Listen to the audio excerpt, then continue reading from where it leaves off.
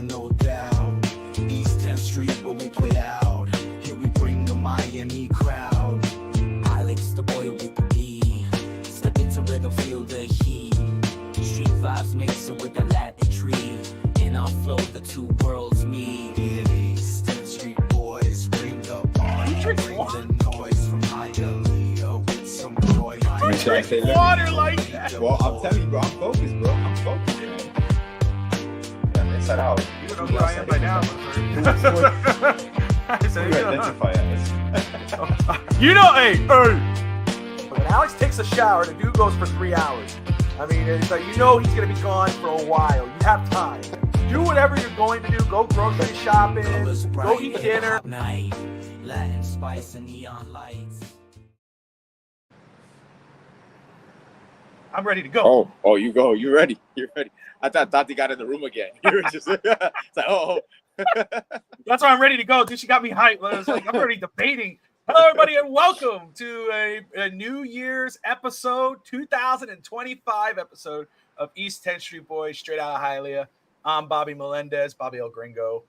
That's Alex the boy. What's up, brother? How you doing, my man? I haven't seen you in a year. It's been a year since we talked. Joke, How are you? How everybody uses. I know, right? Oh, good one, guys. But everything good, man. Everything good. You know, it was a nice New Year. It's really cool here now. It's in the 60s, so that's why I'm outside, and it's a beautiful night. It's not mushy and musty and all day humid, but everything is good. But how you doing, man? How's the weather up there? It was nicer earlier. Okay. We got into it. It was, it's so cold. No, I went outside. I had shorts and a shirt on. It was beautiful. It was 45, but it felt like 50. And at 55, I told the kids, go outside and play. Don't spend all the time in your room. Just go out, play with the dog, go throw the ball around, and then come in after an hour. I went out there. We stayed longer than the hour. We played basketball, football. It was beautiful. But tomorrow, up until Sunday, we're going to start getting a winter storm. It's going to hit on Sunday. So the temperature's going to drop. So we're getting prepared for that. But right now, the weather's just fine. I love it. Perfect. But other than that, everything is good. My Tati, I'm trying to convince her to come on the show because she wants to discuss. Me and her have been debating back and forth, literally debating. Never think I would do that with her about sports person of the year. I had no idea about who was the sports person of the year. She told me Simon Biles. Simone. Is it Simone? You told me no. You didn't tell me it was Simone. No, it is Simon Biles. That's right. You were saying Simone. You corrected me. See, now you're saying. So see what I'm saying? Simon Biles. This is the problem with you guys. You just keep doing it until you figure out you're wrong. Now you fucked me up. I don't remember. Jesus Christ. Anyway, Simone Biles. She told me that she went. I thought it was Simone. It's Simone Biles, right? Simone Biles. Yeah. Yeah, you said Simon. That's right. Simone. It's Simone Biles. Yeah. I said Simone before the show, and you said no, Bobby. It's Simon Biles. You said Simone? I said Simone. Oh, my bad then. Yeah, that's why I said the other one. You see? That's what I said. Oh. Anyway. They know what's up. Alex is Alex is so used to me messing up people's names, so he corrected me when I was right. You're like the official name butcher. Like you just. But I had it right. I said it right, and you told me the wrong one. But anyway, she won Sports Person of the Year. And Tati told me as I was getting ready, I was helping set up overtime, and then I was doing East 10th Street Boys, And when she told me, I was like, "Oh, okay." And I just told her, I said, "It is." I would have picked Caitlin Clark. And so then Tati went on a whole tear, and we've been going back and forth. I mean, dude, she sent me chapters of text messages why it is bagging up stats. Simone, yeah. I mean, literally, like that. But is Sportswoman of the Year or Sports Person of the Year? Sports Person of the Year. Oh, okay. Sports Person of the Year. Gotcha. And so, again, I ain't taking anything away from Simone, but I gave you stats. You see, here she comes, the stats person. The stats. I talk about great. Anyway, I want to hold that to you because I want to hope that she will have the cojones to come on live to give her 2 cents because cojones. I know I stopped the nis. No, come on. You can't. But you can't say I always butcher names and then you say it wrong to try to cover up. Just say it wrong. That's fine. No, I said cojones. That's it. Why do I have to say cojones, bro? It doesn't matter, bro. Let it be. Everybody knows what the heck I'm saying. Oh, here we go. Here we go. I said Caitlin Clark. Is Caitlin Clark not a girl? I mean, what are we doing here? Anyway, though. Overtime or mysteries and conspiracies? I can't choose. Oh, if we have time, we might be able to do that. But before we get into any of that, let's get into what to talk about today, which is, of course, the Miami Dolphins that still have to play meaningful football in Week 18, but more than likely without their starting quarterback. Here we go again. And then, of course, we're going to talk some Miami Heat, who are currently down 98-77 against the Pacers, as we wonder what the hell is going to happen with Jimmy Butler. We thought it was all over. We thought it was Jimmy's fine. We're going to have him to the end of the year. Pat Riley has spoken. We're not trading Jimmy. And then Jimmy comes out and they say, hey, Jimmy, do you want to keep playing in Miami? He goes, well, that's a good question. I don't know. And then, of course, you got the whole cycle all over again. So plenty to talk about. Before we do that, Alex, how was your New Year's? It was great, man. It was great. It was my wife's family came, obviously from DR. We spent. It was a relaxing day, for the most part. I got into the baking game the day before. I baked a guava condensed milk cheesecake with Maria cookies in the bottom. So for all my Cubans out there and my Hispanics, that's a very traditional Cuban dessert combination where we put Maria cookies, we put cream cheese, and then we put a little slice of guava on top. So it was amazing. For my first bake, it wasn't bad. It was an amazing experience, and I appreciate way more now what my wife does on a yearly basis when it comes to baking consistently during Thanksgiving, during Christmas. And we had her family over. It was a cool setup. I helped my in-law. It actually was a tiring day because I helped my in-law for like 6 hours prepare it was. And Jaden there, you see Jaden Kaufman. Much love to you. That is Wendy Kaufman's daughter, and Shannon Kaufman's daughter. They are volleyball extraordinaires. I'm her assistant coach. There's Wendy. Nice. She's the head coach, the head volleyball males coach at JC Bermuda, a high school here where I coach basketball as well. So much love. They're tuning in. They're 49ers fan. They're 49ers fan. Yeah. They went through it this year, buddy. Yeah, they did. This year. We're on the same boat. We're on the same boat. Yeah, we are. But appreciate them watching. Awesome. Yeah. But yes, yum. I used to do that with soda crackers, cheese, and crackers. Yes. Very nice. Do Puerto Ricans? Do you guys do the same thing with Cubans in regards to also condensed milk? Like, do you guys pour that on everything? Is it as popular with you guys as it is with us? It's funny because every time I ask you a question, I always listen to. Sometimes you overhear responding to you, and then you see the typing. Yeah, she'll say it out loud. Yeah, she's out there somewhere. Cat for life. Happy 2025, brother. What's happy up, Cap? New Year to you. Appreciate you as always. It's a Caribbean thing. Yeah, but she says it's a Caribbean thing, but Dominicans, they don't really use condensed milk as much that I've seen. So, and we even have something, Bob, you got to try this one. It's called Café Bombón. It's Cuban coffee, like your colada, when you get your shot, and you put condensed milk and you mix it. And it looks like a little, it looks like a little mini cappuccino. Legit, the best coffee you probably have. Tati says they do condensed or evaporated milk. Yes, Alex, yes. Are we even married? Champola. I think Tati's mother eats or so Tati didn't have to say it, but condensed milk, drinks it or uses it and does something with it. I don't know what the hell she does. Yeah.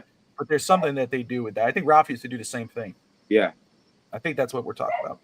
Italians stay with the sweet condensed milk in the pantry. Oh, you see? That's another thing. You see, because sometimes we only judge it by ourselves. I didn't know condensed milk was so popular across the world. Oh, yeah, for sure. Condensed milk with Malta's Malta. Disgusting, bro. You don't like Malta, Bobby? Alex, come on, bro. You know me, man. I hate Malta. Man. Bro. Remember, we used to wait at the ice cream truck. Yes. And the ice cream truck would come by and we'd buy Malta.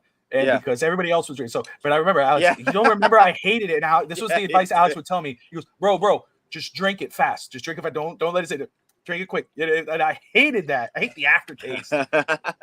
She came in the other day. Not the other day. It was a month. I don't know how many. But she came in. She found it. And she came in. She's like, you want one? I was like, oh, my God. I was like, get it out of my face. Oh, yeah. Malta tastes like dirt. It's disgusting. Man, it's like wine. It's an acquired taste. Wine. I don't drink wine, but I could drink wine and not think, oh, my God. It's horrible. You ever seen it's like tastes like iron? Tastes like straight iron. Like dirty ass.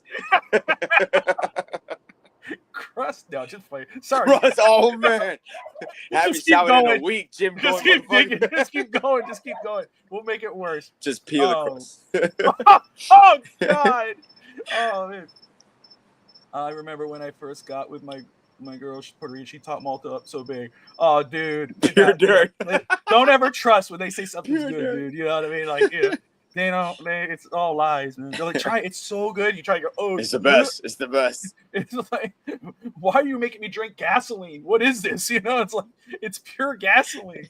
It's so bad. It's so bad. I hate it. It's like you know, there's some things, you know, when you grow, when you're an adult and you don't even realize it, but you see it or you smell it or you whatever. Yeah. And also it's like nostalgia. You go, oh my God, I remember this when I was a kid. It kicks you. It takes you back.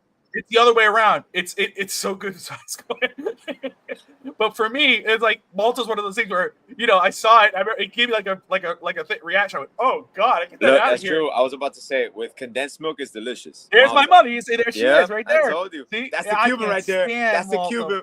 You're welcome, Tammy. You're welcome. You're welcome. We'll take credit for that one. That's the Cuban in. That's horrible, dude. It's condensed milk, but yeah. Anyway, so yeah, we were talking about condensed milk when we got, and so you know, Malta. Oh Lord, I hate it. Anywho, there's some things you think again, nostalgia. That I just remember when Jeannie came in with that. I went, oh my God! And I was like, how can you drink this? This is terrible. The disgust comes up in your brain cells. It's like, other things, like you hear music or something, you go, oh man, I remember this. Yeah. Oh, it brings you back. But you know, like for me, walking into a gymnasium. That's like a good nostalgia feel. Like the smell and all the sweat and I got you. Just like, oh, man, me back, dude. But Malta, oh my God, I'd rather, you know, give me gasoline. I'd rather drink that than that nasty shit. You know, douse me, light it up. Douse me in gasoline and just set me on fire instead of just drinking a little Malta. I will not do it. Get that away from me. Hell no. All right, let's. Two important topics. Oh, by the way, I read an anecdote today. Not an anecdote, an interesting stat. They say that according to, I believe, the University of Michigan, they did a study that every Coke can that you drink, every can of Coca-Cola. Coke just cut him off. The corporation of Coca-Cola. Am I good? Oh, there you go. Coca-Cola cut you off, with bro. Coke or like Oreo shit, bro. What's going on, man? Well, as I was saying, let's redo this. An interesting study today, I believe, by from the University of Michigan, released results, and they, according to the sources, according to the study, every Coca-Cola can that you drink reduces 12 minutes from your life. So I'm like, really? I started doing the calculations in liters, and I'm like, holy shit, we've been dead for a while now, bro. It's like, goddamn. I think, you know, honestly, I don't want to deny anybody's science, but when there's some things I think people just make up just to make up. You know, like, I mean, just the sense of, you know, well, if you do this, you know, you could live 10 more years. It's like, dude, I'm already 10 years. I've already taken away. Now, it would be hilarious if Pepsi uses those results as a marketing campaign for them, and they go against Coca-Cola. That would be amazing. Tabitha, so Bobby may go at any minute. Yeah, that's right. And he's gone. He's gone right now. Look, I'm drinking green tea right now. Oh, that's not, oh, wait a second. Is that Panera? Mm-hmm. My man. Yeah.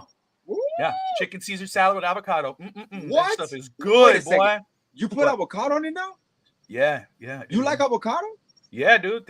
Thank Tati for that. I've been eating that for a couple years now, man. I love avocado. Avocado is one of the best fruit there is, fat-wise. Is it a fruit? Healthy fat. Yeah, it's considered a fruit. We're just giving roles to anything now. You know what I mean? Yeah. Like, all right. My God. All right. It's a fruit. Oh, this is true. Bro, Bobby, I thought about you. The Oreo study. Did you see that? When they got a flame torch to the Oreos and that shit, nothing happened to it? Can I be honest with you? Yeah. Can I be honest with you? You want some breaking news? Go ahead. I've tried. I'm starting not to really enjoy the Oreos anymore. What? I'm leaving. Wait a second. I'm dead serious. You like avocado. You don't like Oreos anymore. Who the fuck are you? Like, where is your beard is gone? Dude, Tati bought 3 things. So, because Tristan loves Oreos now, and you know, so he'll put them in milk and whatever. Yeah. So I'm like, oh my God. So he would eat them all. But every time, like, I'll take some, and I'm like 3 at a time. I can't stand it because Oreos are vegan. That's probably what it is. I realized they've been tricking me this whole time. What is this? What is this? And Tati asked me. Tati said, Bobby, are you okay? Because like I'm not eating it, but they're like, I'd say, It's just a flavor thing where I'm like, I don't know. Could be your it could be your taste, but that could actually happen. I don't want it. Listen, let me just make this clear. Yeah, You're not gonna stop eating them. I love Oreos. Yeah, but I'm telling you, lately, I'll grab the pack. Night, I'm watching my show. I'm like, oh, dude, and I put it away. I don't know what it is. Hey, that actually could be a blessing in disguise. That might be your body rejecting it, and that's gonna help you out at night. Because instead of eating them at night, you can have them during the day. That's gonna be very good for you, bro. So it's all good. So Tabitha thinks I've been abducted by aliens. Maybe. We talked about aliens the other day. We may talk about it later in the show. We talk about conspiracy theories. We got a lot of stuff to talk about. But man, I just love that we've gotten right into it. Please, everybody forgive us for we have Dolphins in the headline. We're talking about everything other than that. But trust me, it's psych. But it's not trying something new. It was a while back, I mean, I just brought it up now. Talk about my food. Ralph would add some coffee to his condensed milk. And I think he would have condensed milk by itself. Yeah. You might be pregnant. Common signs, Tabitha. All right, Tabitha. Calm down, you. Take it easy. Yeah. She's coming in with the pop. Yeah. The little mega. Okay, so double stuff. I don't mind. No, mega stuff's too much. Double stuff I'm okay with, but double stuff could be a thing where too much. It's too after a while. Like, okay, I'm done with that. Yeah, I don't want it no more. Yeah, it's too much, man. But it's funny because Oreos. It's like, oh, it's very scientific. There's some Oreos where it'd be like, yeah, see, Jeannie eats it straight from the can. Okay, like spoonful. Yeah, but Oreos, there's like sometimes I'll open an Oreo and I can eat it and I'll go, oh my god, this is amazing. Yeah, like there's a certain and I could go to town. There's some ones where I'm like, oh no, I don't. Tristan could have these. Just leave them. Leave them away. Reese's could be like that too. I always have to touch the packs before. I learned that at Walgreens when we worked at Walgreens because I would buy a snack of Reese's and I would eat. They're kind of like dry. I'm like, oh, I don't like those. I wouldn't finish them. But if they're just soft enough, with a glass of milk, perfect. Perfect. Fried Oreo is legit. I will say that. True. It's true. Fried Oreo is legit. What about mega stuff, Jake? So somebody said, we can thrive. Is that somebody say we could thrive without Tua? I'm sorry. I thought I saw that. I think he said that. Yeah, we can thrive. Okay, so let's get into it. All right. Let's get into Dolphins. We'll keep going into this conversation because it's a great conversation to have throughout the show. We'll get back to Oreos, conspiracies, Caitlin Clark, and Simone, and all this extra stuff. Okay, we'll do it. And notice I didn't say the last name because I'm not butchering. I don't need to hear Alex's shit. Bios. Like bios in your bios. Like that. Yeah, I get it. Okay. Yep. Anyway, we would have thrived with Bo Nix. Boom, boom, boom, boom. Take it in there. Get it in there. So last week the Dolphins were hit with a little bit of a surprise that Tua was going to be out for week 17 with not a concussion, but a severe hip injury, so bad enough that Mike McDaniel said, dude, you're not going to put us in the best position to win. So he sat Tua down. Tua wanted to play, but he sat Tua down, put in Tyler Huntley. Understandably, we're going against the Cleveland Browns, one of the worst teams in football. So, but you go, damn, dude, these guys don't score over 20 points without Tua. This is the biggest game of the year because you have to win this game. Everything works in Miami's favor. Denver loses. The Colts lost. I think Denver lost, and Miami won. Yeah, Miami's still in it. Week 18 comes, and Mike McDaniel comes out and says, we are aiming towards, or basically we're preparing that as if Tyler Huntley's going to start. Tua, 2 days in a row, has been very limited in practice. They've said that this injury is very severe, that if the doctors say you can't go, you will not go. So I know we're all looking ahead at the playoff, but the two things have to happen here. First off, the Broncos need to lose again against the Kansas City Chiefs, who Patrick Mahomes will be benched, obviously because they already got a playoff spot. They're the number one seed. He doesn't have to play to beat Carson Wentz. But Broncos need to lose. Miami needs to win. Tyler Huntley's going to start again. So before even looking ahead, because we would go against Buffalo if it happened. Yeah. Can Miami survive week 18 without Tua? Let's say the Broncos lose. It's the Jets versus Miami, Tyler Huntley. Yeah. Alex, what do you say? I think we're going to see a similar result to the way we saw against Cleveland. I think it will be one of those type of games because the two things that I take from this for the season, the way we've ended the season, as a coach, you always want to make sure your players don't turn it off or don't just pack it in when you're 2-6 and you're out of the playoff picture. You struggled, and Miami has not given up from that point moving forward. They've played together. They've played for one another. Mike McDaniel has not lost the locker room, which there was a lot of murmurs around, a lot of rumors going here and there. That to me is the epitome of a coach that is loved by his players. Also, players are playing for their livelihood as well because there was a lot of expectations going into this season. Tyler Huntley looks comfortable in this offense. Tyler Huntley looks like a productive quarterback in this offense. It's night and day compared to when he started on a 1 week crash course through the offense. And once again, the only thing that bothered me by seeing that was, why didn't we do this with Huntley in the offseason? Why didn't we make this move for a quality backup quarterback that would have had time to learn the offense? It wouldn't be a 1 week crash course. Tua goes down with a concussion. You can see Tyler Huntley performing the way he did against Cleveland for 3 to 4 weeks until Tua came back, and we wouldn't be in this position. So that once again triggers the whole Chris Greer conversation, and now the rumors that there might be a GM change, getting a little bit louder as the days go on. And obviously, if we don't make the playoffs, I do believe that will be a strong consideration. I think McDaniel stays, but I for sure think that we're going to beat the Jets, a similar type of 20-27 to a single score game. I don't think obviously Aaron Rodgers is going to play for the Jets. I don't know if they confirmed it or not, but they're not playing for anything.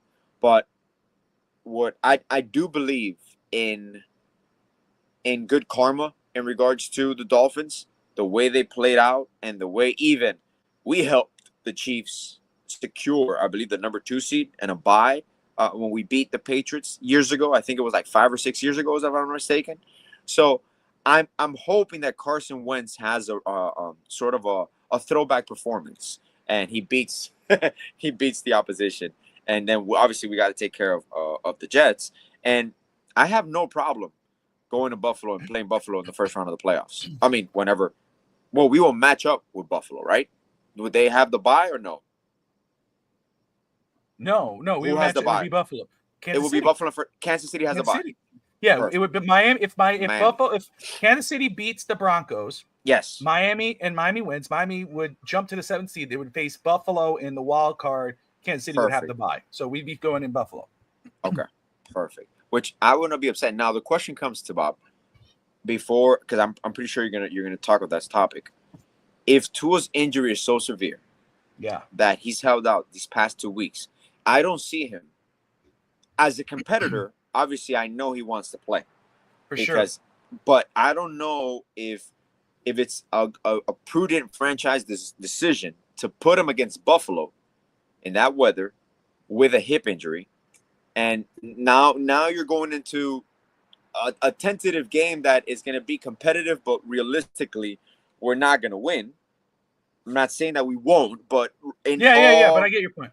Realistically, realistically. Any given Sunday, but realistically, exactly. You're not going in Buffalo and winning that game. I don't know if team doctors or your coaches will clear a player depending on the injury or depending on how. There has to be an analysis to the point where it can't get any worse. But by the look of it, by the way it sounded, what they transmitted to us is that it has the possibility of being a surgery requiring injury. So that's severe, in my opinion.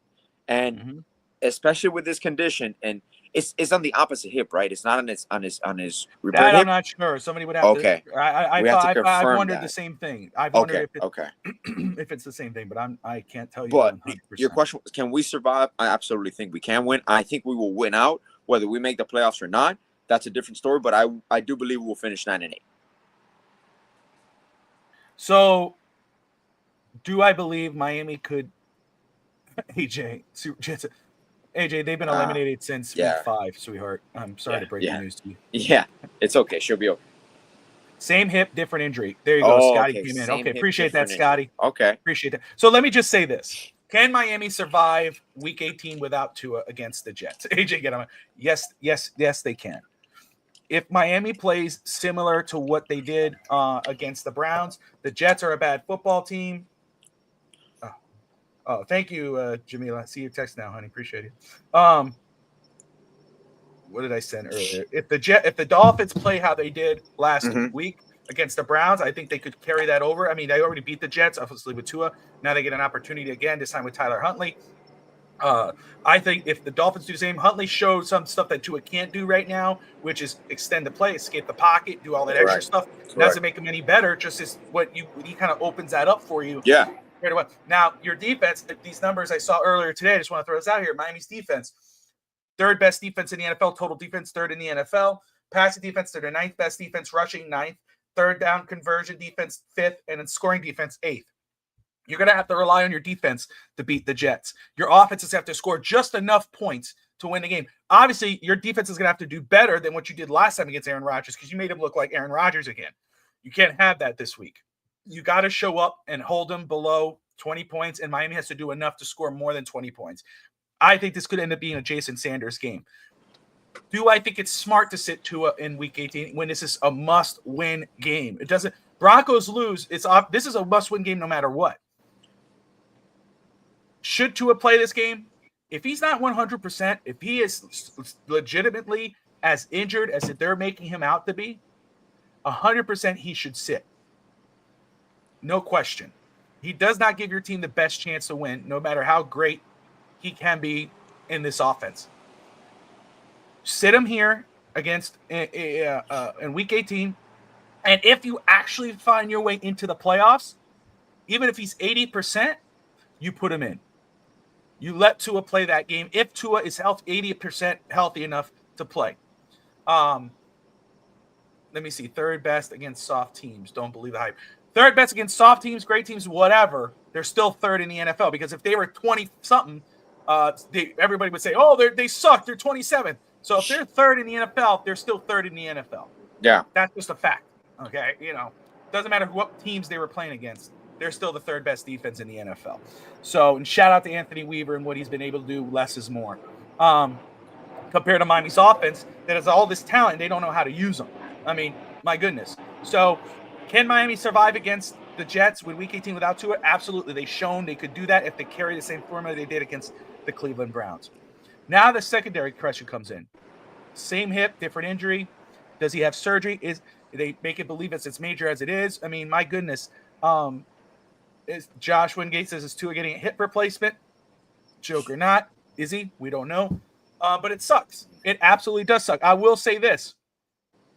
If Miami is showing their hand with how concerned they actually are with Tua, they bring it. Obviously, Tyler Huntley last week, at least, and it was even before that, Miami was saying that, or there was reports out that Miami wanted to re-sign him. So that way, not guaranteed the second stringer, but to compete for the second string and possibly be the third quarterback, Miami obviously turning their attention.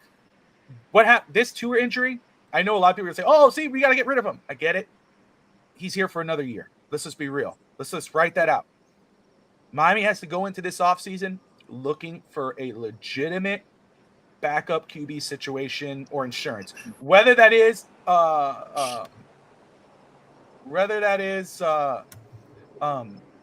competing with Tyler Huntley, or someone who maybe a veteran guy. There's talk that obviously Kirk Cousins we know is going to get cut. He may want a starting role.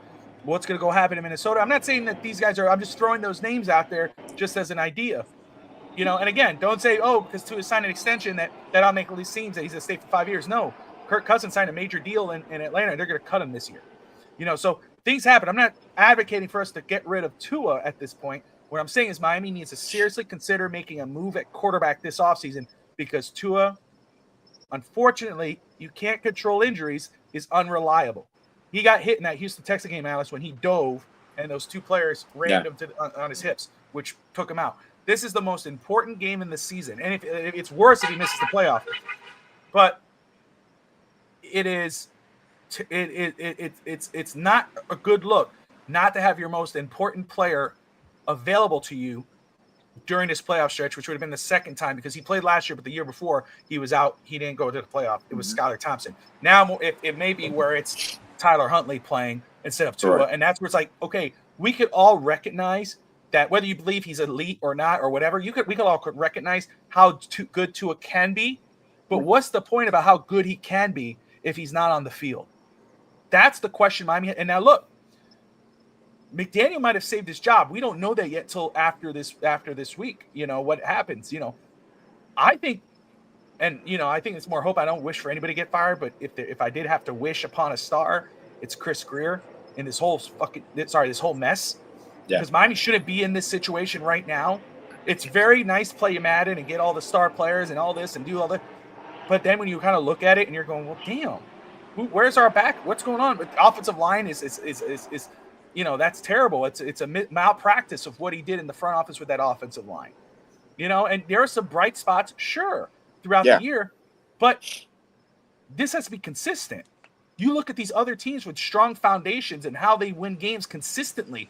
Would we say that Justin Fields or even Russell Wilson is better than Tua?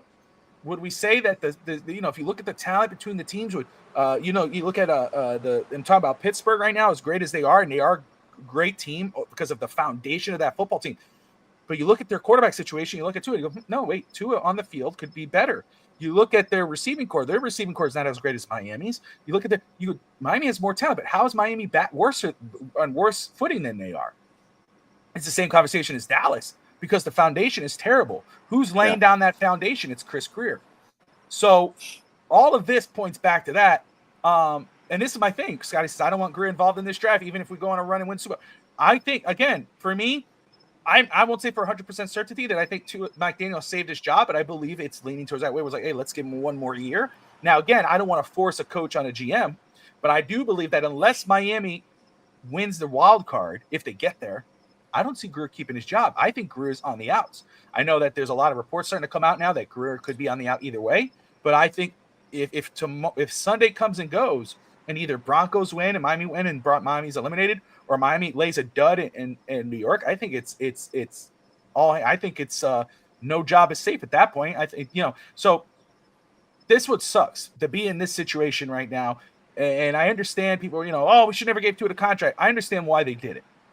Yeah, you know, you play fits, you know, hindsight is 50-50. You go, oh, I knew he was gonna be hurt. Yeah, you know, we know what his history was, but he survived last year. He played good football. You can't have a guarantee on who you're able to get. The smart move is to extend him. Oh, but why do we sign him for so much money? Because that's the market. We did it. It is what it is. Yeah, if Greer would have said, you know what, I'm going to hold off Tua plays and Tua gets hurt, and then guess what? They go into this offseason, Tua's a free agent. You're not married to him, and now he's looking like a genius. But hindsight's 50-50. Or 20-20, whatever you want to do it. Whatever. You know, Jamila, you know, Jesus, you know, I'm just trying to make a point. It's true. But whatever, dude. You know what I mean? It's hindsight's 2020. Whatever. It's not even there's not even a 50-50 there. Like well, that's how great my vision is. It's 50-50. 50-50. Oh, you guys are your 2020. You know. Actually, 2020 is I know. I mean, if you want to keep going. I mean, Jesus, you guys just don't let up. Niners thought Purdy was $50 million too. But Purdy at least won playoff games, and he was in the NFC Championship. That's a difference. Purdy's played in the playoffs. So, I mean, now, do you think Purdy's price went down based on this season? I guess it depends on the buyer, man. I mean, let's say you're because we can make that argument argument that they struggled this year, but has he won them any games this year? Because we were talking about Purdy, and he was like a glorified game manager. He came out of nowhere. So now we're like, wait a second. Is this if everything is clicking, if McCaffrey's hurt, if Deebo Samuel's missing time, like what does it look like now? You know, Kittle's getting older. Purdy's on clearance. Now, but I think you know what hurts them more, especially if you're not on a contract. I don't know if Purdy signed his deal or not. Tua obviously did. But what hurts those guys more is that when you look at what Sam Darnold was able to do in Minnesota, signing on a cheap deal there, going to Minnesota and doing what he did. You know, And Geno Smith. tell me that the teams don't look dumb in regards to, I'm talking about the Jets, Carolina. Some of these guys, they give up on them way too early at times. But see, here's the thing. And it's a different system. It's a different coach. Listen, here's the thing. Again, it's the foundation. You're talking about the Jets. I mean, the Jets are one of the worst run organizations in football, legitimately. I mean, you look at Carolina where it is right now; it's a complete mess. It's not what it once was. You go with like, okay, Miami situation with Tannehill. Tannehill was here for 7 years. He leaves, goes to Tennessee with Vrabel and Derrick Henry, whatever. Yeah. Because before that, Marcus Mariota was there. They went to the playoff and got bounced. Yeah. He goes there. He all of a sudden he's part of an MVP conversation early on in the season while he's running it, and they go to the AFC Championship. So it's about, again, sometimes you just need a fresh start. Correct. You know, sometimes you just need and the right coach and the right foundation in the organization. Where is the proof? The Jets? They're horrible. It's just across the board. Across the board. I will pray for you, AJ. I will pray for you. We will all, but let's all have a moment of silence. Silence for sure. May Woody Johnson, grant her. I mean, where's the proof? Just go on the internet. Type in New York Jets. It's in the pudding. It's in the pudding, honey. It's in the pudding. You want to know? You want enough proof? Here's the proof. The New York Jets, you know what they're doing? They have Mike Tannenbaum running the GM search. Which is insane. And Rick the more likely head coach that's going to the Jets is Rex Ryan. That's all I'm going to say. Yeah, Rex Ryan? He wants the job, and he's the one. Didn't Tannenbaum hire Rex Ryan? He did. That's right. Yeah. But yeah. 2 minutes, 6 seconds remaining, 128-111. Indiana is over the Heat right now. So, and I'm just seeing comments on here. Heat versus haters, Heat Nation, chat. I am scared Jimmy is quitting, quietly quitting. People are saying it took you that long to realize. Somebody else said if he's quitting on the team, he can go then. Pat Riley didn't get him the help. Sure, yet you're still on a contract making millions out there and hoop. He doesn't play anywhere near 82 games. The least he can do is try when he's out there. So, Alex, I'm going to ask you. Yeah. Miami Heat. Yeah. Pat Riley comes out. Pat Riley comes out and says he doesn't do this for everybody, and he says, "We're not trading Jimmy. This is a distraction. Yeah. This is we're going to play this out. We're not trading him. Blah blah blah." We said this. It doesn't close the door, but it does get the monkey off the Heat's back. The ball was in Jimmy Butler's court. All Jimmy had to say when he was out there going, "Hey, you know what? I'm happy here. I'm here now. I can't control. That's business. But I love playing here, and we'll see this through. If it doesn't work out in the end, it doesn't work out. Blah blah." He could have, and then nobody's talking about it. Instead, he goes, paraphrasing because he had a lot to say, but he said, "I don't know." They said, "Do you want to be here? Do you want to play for the money here? Do you want?" I don't know. That's a good question. I don't know. So again, you're looking at that and you're going, well, damn. Okay. So realistic at that point, do we trade him before the trade deadline? Maybe. Does he re-sign here? I don't think so. I think this is the last run with Jimmy Butler. I think Jimmy Butler has quietly saw his way out. Miami Heat Zone is in the house. He says, drop the link. You know what? I think that might be a good idea, Alex. You think you're cool to have Martell come in here and get his 2 cents on Jimmy Butler? And as we're doing that, I'll drop the link. Alex, give me your thoughts on what you heard from Jimmy, man. I always figured this day will come with the persona of who Jimmy Butler is. I love Jimmy. I really do. I genuinely love who Jimmy Butler is. But without saying too much, Jimmy needs the attention. He likes to be talked about. It's a situation where you can kind of see in his demeanor and his character, and we've all been around players like that kind of they love the extra attention and they love to drag it out. Is relationship with Bernie Lee, which is his agent, a respectful one with the Heat? Absolutely. But I think what this has turned into now is a chess match. There's a reason Pat Riley publish a statement as an official statement from the organization. Do I believe that they want to keep Jimmy here? Absolutely, but they want to keep Jimmy here at their price. This is a very. I told you this offseason that the approach that I saw productive from a basketball standpoint is the same approach that the Clippers took with Paul George. I am not a big believer in giving 36 or 37 or 30-year-old multi-year contract. Now, there's many avenues that the Heat can use to extend Jimmy. Remember, we have Jimmy's bird rights. We can go over the cap to sign Jimmy to an extension. So he can opt out and we can sign him to a 4-year extension because with the new cap situation, for example, Paul George, that's why Paul George signed a limited contract. I think it was like a 4-year because he's over, I think the 34 age rule or the 35, or is it 33, that you can't sign a 5-year extension. But if you own the player's bird rights, you can kind of have that loophole and you can give him an extra year. So what the Heat realistically are okay with doing, and they've mentioned it a few times before, even on 5 Reasons Sports Network, and that's something that it was always talked about before, they're okay with giving him X amount of money over a prolonged period of time, 3 years instead of 2. Now, it's a very contradicting situation when Jimmy talked about it's not about the money realistically anymore at the beginning. Jimmy said that it wasn't about the money. He wanted to finish his career here. Now, what you're hearing is a superstar that is hurt. His feelings were hurt by the way they called him out in the news conference, by the way Pat Riley called him out in the May news conference, by the way that he didn't react quickly. But you got to understand, this is negotiations. Why would the Heat go out of their way to shoot down a story that had nothing to do with them? It was a point of view of the player's preference of other teams that he would play for. Why does Miami have to come out and say anything about that? Miami, it wasn't a story about Miami or Miami Heat wanted to trade him or they were open to listen. They're opening to listening to everything. Now, the whole thing with Jimmy is going to play out. The timing of this sickness, and he was sick and he had IV fluids, he looks off. He has to get back in conditioning shape.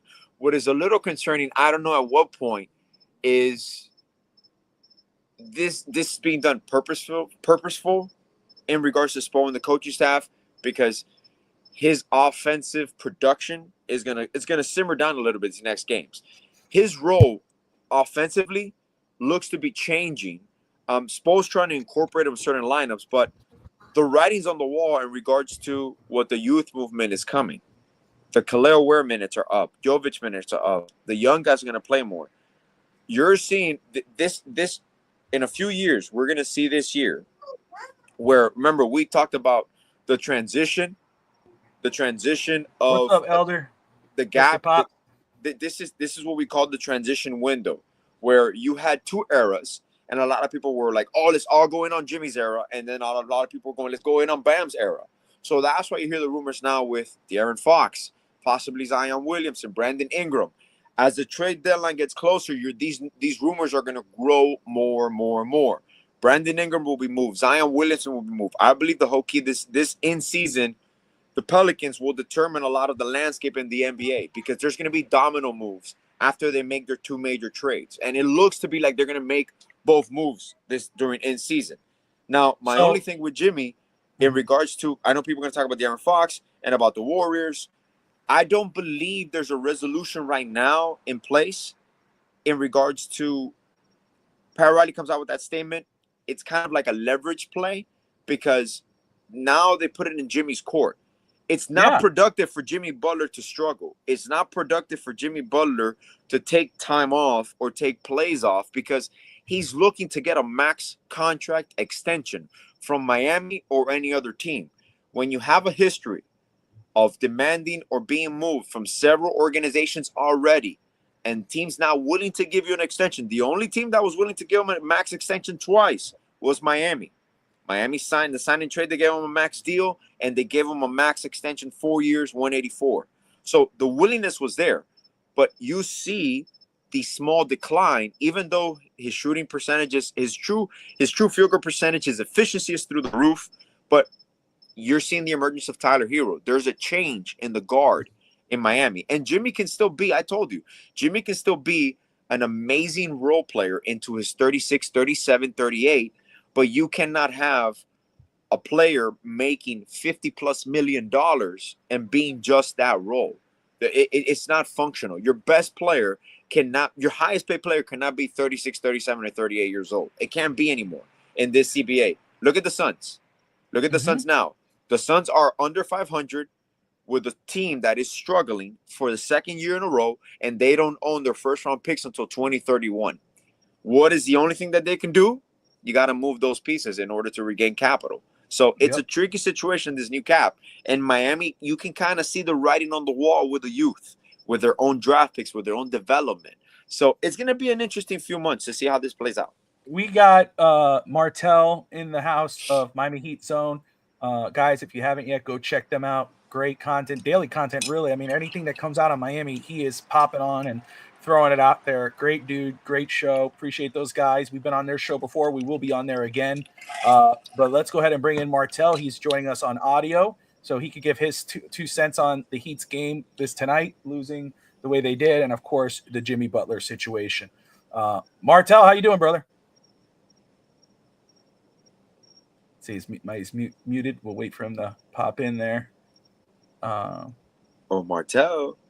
Yeah, we're waiting. Nah, he's. We'll wait for him to pop off his mic, but anyway, no, man. But that's the thing. Tonight, looking at, again, it's numbers. I didn't get to see the game because I was getting ready for the shows. My son was watching the game. But Jimmy today played 27 minutes, 2 more minutes than Bam, but 27 minutes. He had 2 rebounds, 4 assists, 9 points. Let me see. I think Martell's here now. Martell, you there, brother? Yeah, can you hear? Yeah, we hear you now, my man. How We can hear you, my man. All right. Listen, what's going on right now, man? Listen, it's a shame. I just think that, especially how Jimmy, he wants all this money, but then at the same time, it's like, how are you going to ask for all this money and you're putting out this type of production? You know what I mean? It's like, fine, we already know you're not going to play the 82 games, and that's fine. But then we have nights like this where he's out there and he doesn't try. You guys see what I'm saying? Yeah. I just think that is the biggest concern. Don't get me wrong. Could Pat and all of them have built a better roster? Absolutely. We can all agree with that. But then at the same time, it's like what I just said. Why on earth are we going to pay you and you don't want to try? You're putting all this effort into your hair, dominoes, coffee. We see what he has his energy for, but then when it comes to the hoops, he's just very nonchalant. So I get it. Does he want his money? And he feels like he's done all these great things for the Miami Heat. But then at the same time, they did pay him after the bubble. They gave him $150 million, no questions asked. He's making 50 million this year and 52 next year. Why are we running around here making it seem like he's not going to get paid or he hasn't been getting his money? I mean, please, let me know what you guys think. Want to go first, Bob? Oh, me? Okay. I got you. Look, Martell, you made a great point, because as a coach, your number one concern is what is affecting your locker room. And they seem to be in good spirits. They love Jimmy, and Jimmy's going to stick up for their teams. And there also could be a player unity. But, I mean, you don't have to be a rocket scientist to see that there is a changing of the guards. If Tyler Hero will be struggling this year, then the conversation could be had, and Jimmy even has more leverage. I'm like, you see, this team can't do anything without me. But they've been able to play winning basketball without Jimmy. And that's not taking away of who Jimmy is. I always saw that for this year, if Jimmy could transition, we can still have Jimmy averaging 16, 17, 7, and 7 on a nightly basis with managed minutes in the 30, 31 minutes. And I can justify giving Jimmy an extension because I genuinely believe, this could be one of the most diverse and talented rosters Jimmy has ever played for in Miami. And it's just about putting the pieces together and developing. So, like you mentioned, and I agree 100%, it doesn't do you any favors to be this checked out. I understand him being sick, but this is 2 games in a row that he's played 0 fourth quarter minutes. I know today was a blowout, so that Bam didn't play probably, but I just read that Jimmy had 0 minutes in the fourth quarter.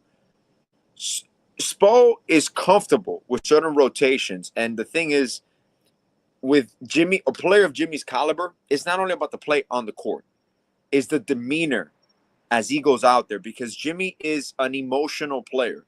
So when he's emotional in regards to, I'm going to prove you wrong, he's out there just like he started this season.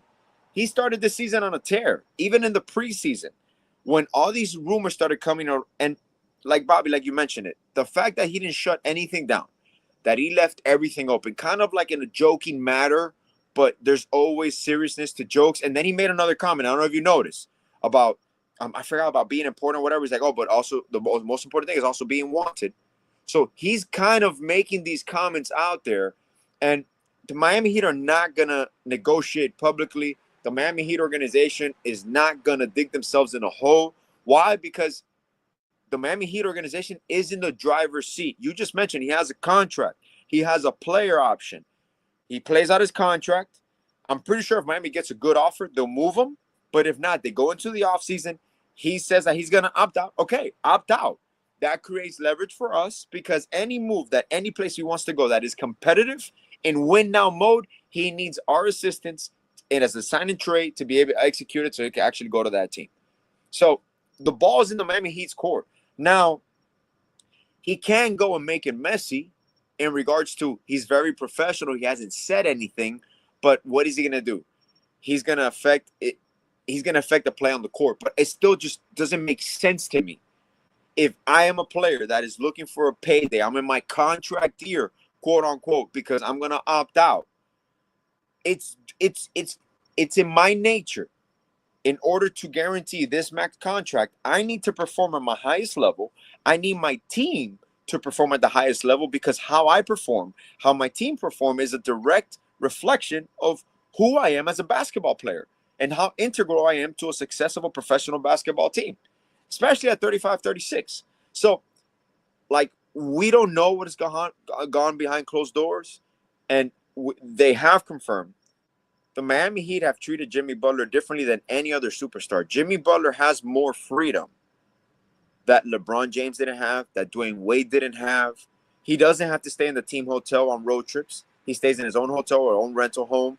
He travels with his crew. He does not have to do media every day. So the Miami Heat have catered to Jimmy in the evolution of the superstar. But it comes to a point to, he says he's realistic about it. He says there's going to be no hard feelings. I know when people say they don't care, they care. But everybody understands this is a basketball situation, and it's an organization that is taking care of themselves and their future asset. You see what is coming down the pipeline. Now, as a coach, as in basketball language, I can see Jimmy being part of this and us being successful. But I cannot see Jimmy being a part of this and him still being the alpha male, which is the number one problem here. There was always going to be an issue in transition of leadership, because Jimmy can still be your de facto alpha male and leader, but Jimmy realistically is no longer your best player. There's glimpses, but he's not doing that consistently anymore. Now, he could get moved and do that consistently, and obviously we're going to be talking about, you see, he was just like Vince Carter in his last few games in Toronto. They accused him of just packing in, and then when he got in New Jersey, he was good to go. So I don't doubt it's affecting him, but just the mere fact that he came out and said that he doesn't know, and he's always been adamant about, this is the last jersey I'm going to wear. I love being here in Miami. I don't know if he's just doing the back and forth with Pat Riley and kind of push the back to Riley's court, because like if you said it when they talked about, have you and your agent talked to Riley? And they're like, nah, no, next question. So he's deflecting, kind of like it's going to be like a ping pong match. Miami Heat made a statement, an official statement. Ball's in Jimmy's court. Now the ball is in Miami's court again. But either way, what is self-evident is Jimmy's performance on the court. And people are seeing that. That's only going to play into Miami's favor. And obviously, organizations always try to get the fans on their point of view so they could understand what we're doing. And that people don't think it happens, but it happens. The Miami Heat organization in front office, in Spo, Adam Simon, Pat Riley, Nick Harrison, they don't care what the common fan says when it comes to basketball, scouting, basketball, development, basketball language. They don't care what you speak. Now, what they do care is how it's going to affect them monetarily in the business side of basketball. Miami Heat are still going to sell out every game. The fans are still going to come. But is it time for a change? Yeah. In regards to, you kind of see the writing on the wall. You see the leadership with Bam and Tyler. If the concern is, and I was reading some of this now. Yeah. I'm gonna Greg Salvander. He writes, Said it right, 49. Said it Thank right. you. Yes, 49 million due now. Yeah. 52 million due next year. Wants even more than that going forward. Why play like this? It hurts the team and hurts the player. Exactly. Bizarre vibes to feel the least. Thank you. Exactly. So It makes Thank you. no sense. at that point there, if he's checked out, and look, all Yeah. love and respect to Jimmy, thank you for the awesome memories, all this, whatnot. But if you're Yeah. checked out at that point, you need to leave. We need to make a move here. For real. Because at this point, there's still a season to be had. Miami's not out of it. It's not like you looked at what they were able to do even before, and Jimmy, obviously, Jimmy at 100 is a great player to have on your team. 100% into it. Yeah. He's obviously in their locker room, whatever. But if he's not, if he's checked out, and because he hasn't got his deal, or just because he doesn't like, because his feelings are hurt because of what Pat Riley said. I mean, dude, you're a grown man. Who gives a crap what he says? Show it on the court. If that's the case, then we need to move him now rather than wait later. Because again, this is a distraction for the team. Because even if he's not traded, the talk all season is going to be Jimmy Butler wants to leave. He's not here mentally. And when he's on the court, he's holding you back. When he's playing 27 minutes on the court, taking that minutes away from everybody else, and he's giving you 9 points, or he's not giving you the effort, where even people like this who cover the Heat as much, Martell, Greg, us, whatever, are saying, dude, what the hell is this? We know you play better than this. If he's not in it to win it, then he needs to bounce. So, Martell, my question for you, are you someone where it's like, no, we need to wait until the end of the year and play this out and possibly lose him for nothing to do a sign and trade? Or are you saying, no, we need to trade him now and get the best we can from him? And if it is trade now, what team would you prefer him to be traded to that might get you the most back?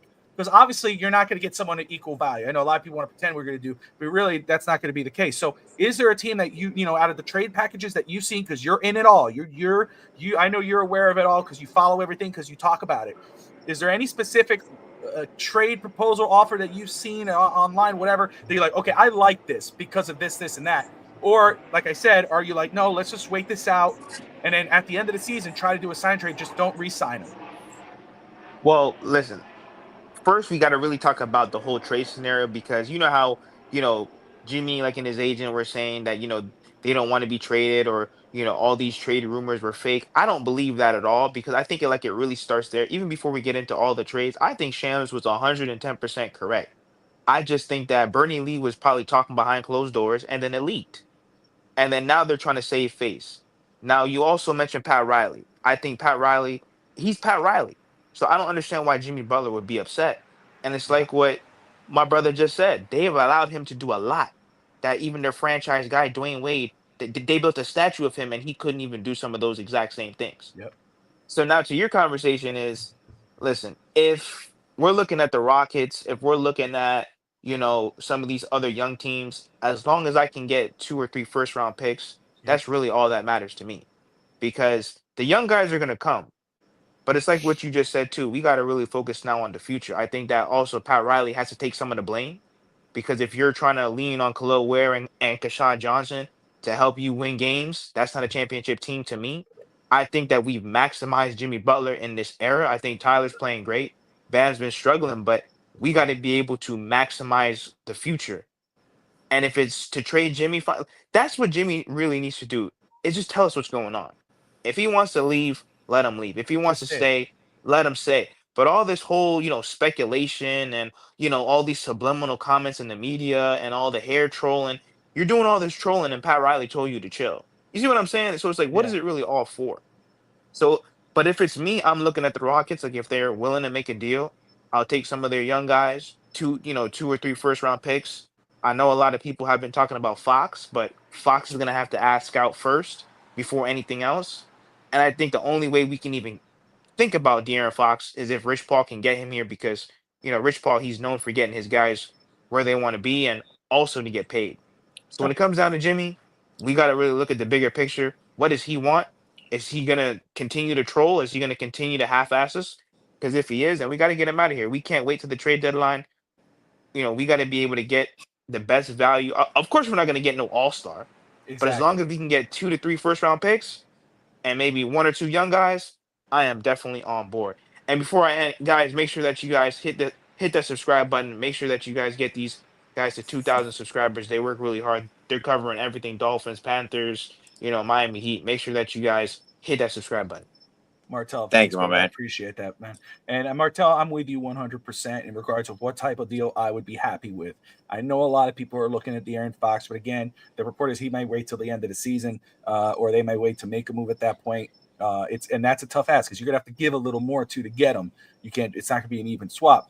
But for me, I'm with you. I think first off, I'm very intrigued by Houston, especially with their young guys. I know Alex has brought up Cam Whitmore. My pipe dream would be Jabari. But what's most important to me, though, too, and that even goes for Golden State, is another one of those teams, is the draft picks. I know a lot of people want that star power, but let's be real here.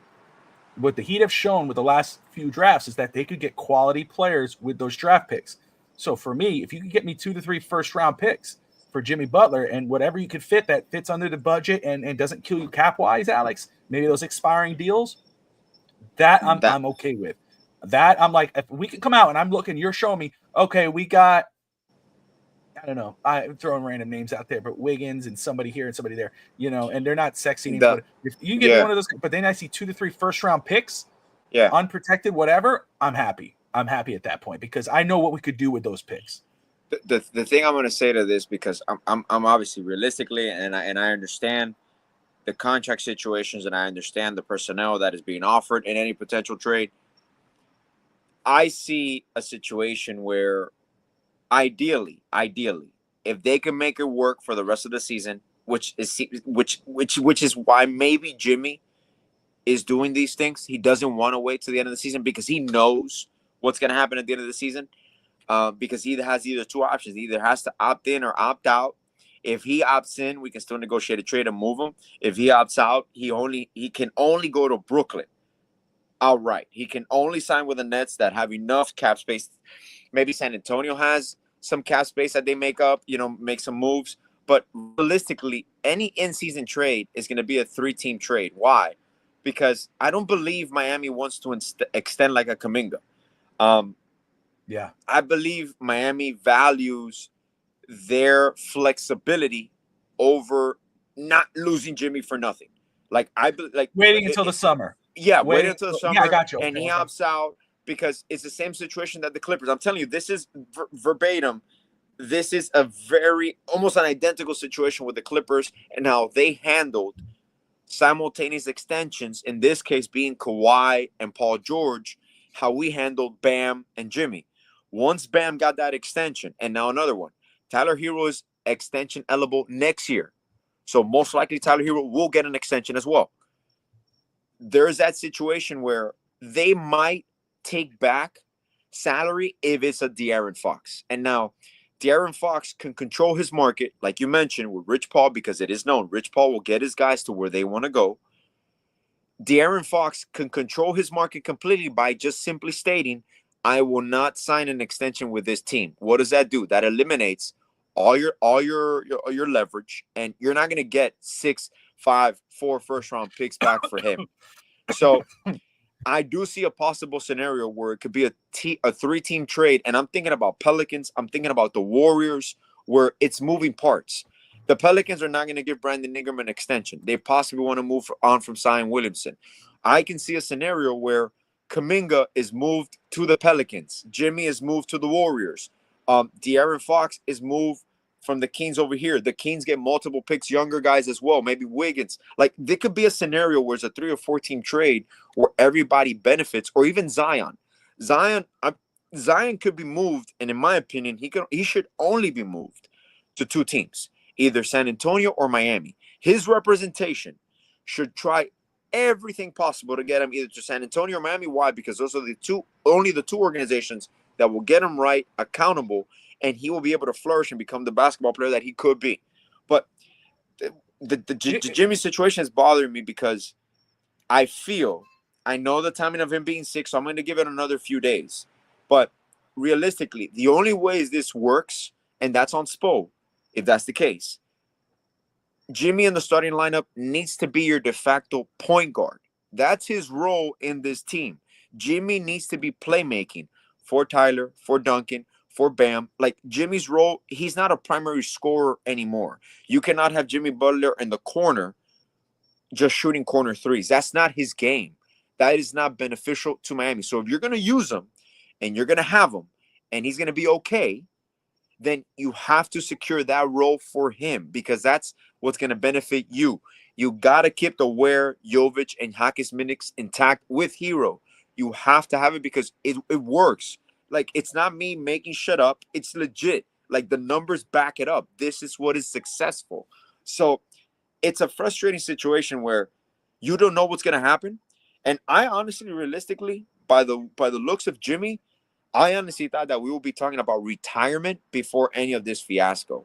Yeah. Because Jimmy looked like a person that he wants to win a ring, obviously, but he looks like a person that he's perfectly happy retiring before he gets into the 39s and 40 years old and his body's breaking down because he has many business ventures. But he loves life. That's one of the key things he said, though, as much as I'm sure, and he said out loud how much he loves Miami, but it's a business, it's a business, and he's still playing, and he needs to make the most money he can. It's the market, whether people believe he earned it or not. I just want to read these off very quick, some of these tweets. One from Austin of Chef Trelly, and responding to Tim Reynolds.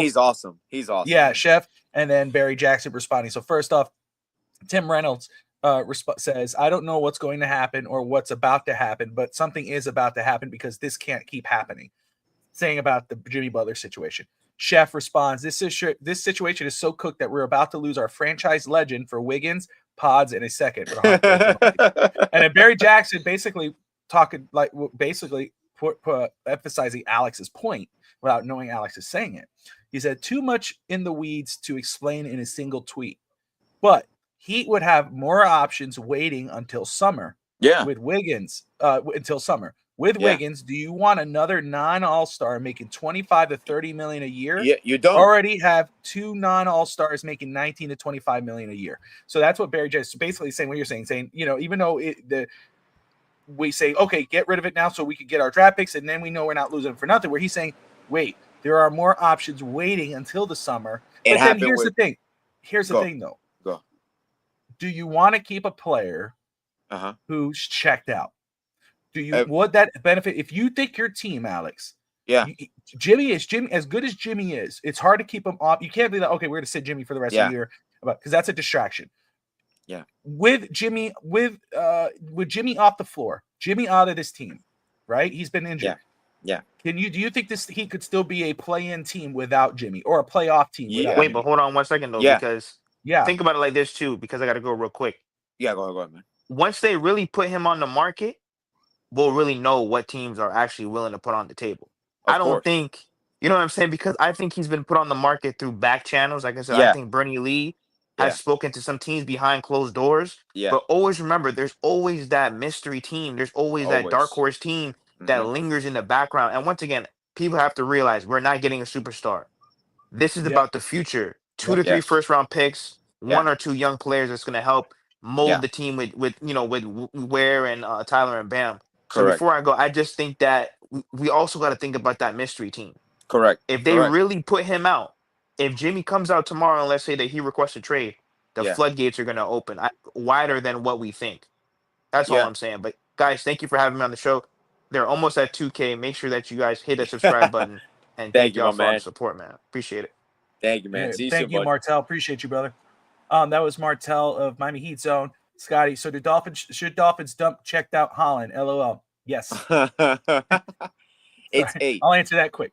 And and Martell just touched upon it as well. And as you were saying about it, I want to make it clear because I don't think people understand when I talk about flexibility. And Barry Jackson said it best. Barry Jackson's connected with Miami. He's been covering Miami sports for. He's a legend. He's a local legend, and he's a very respectable source.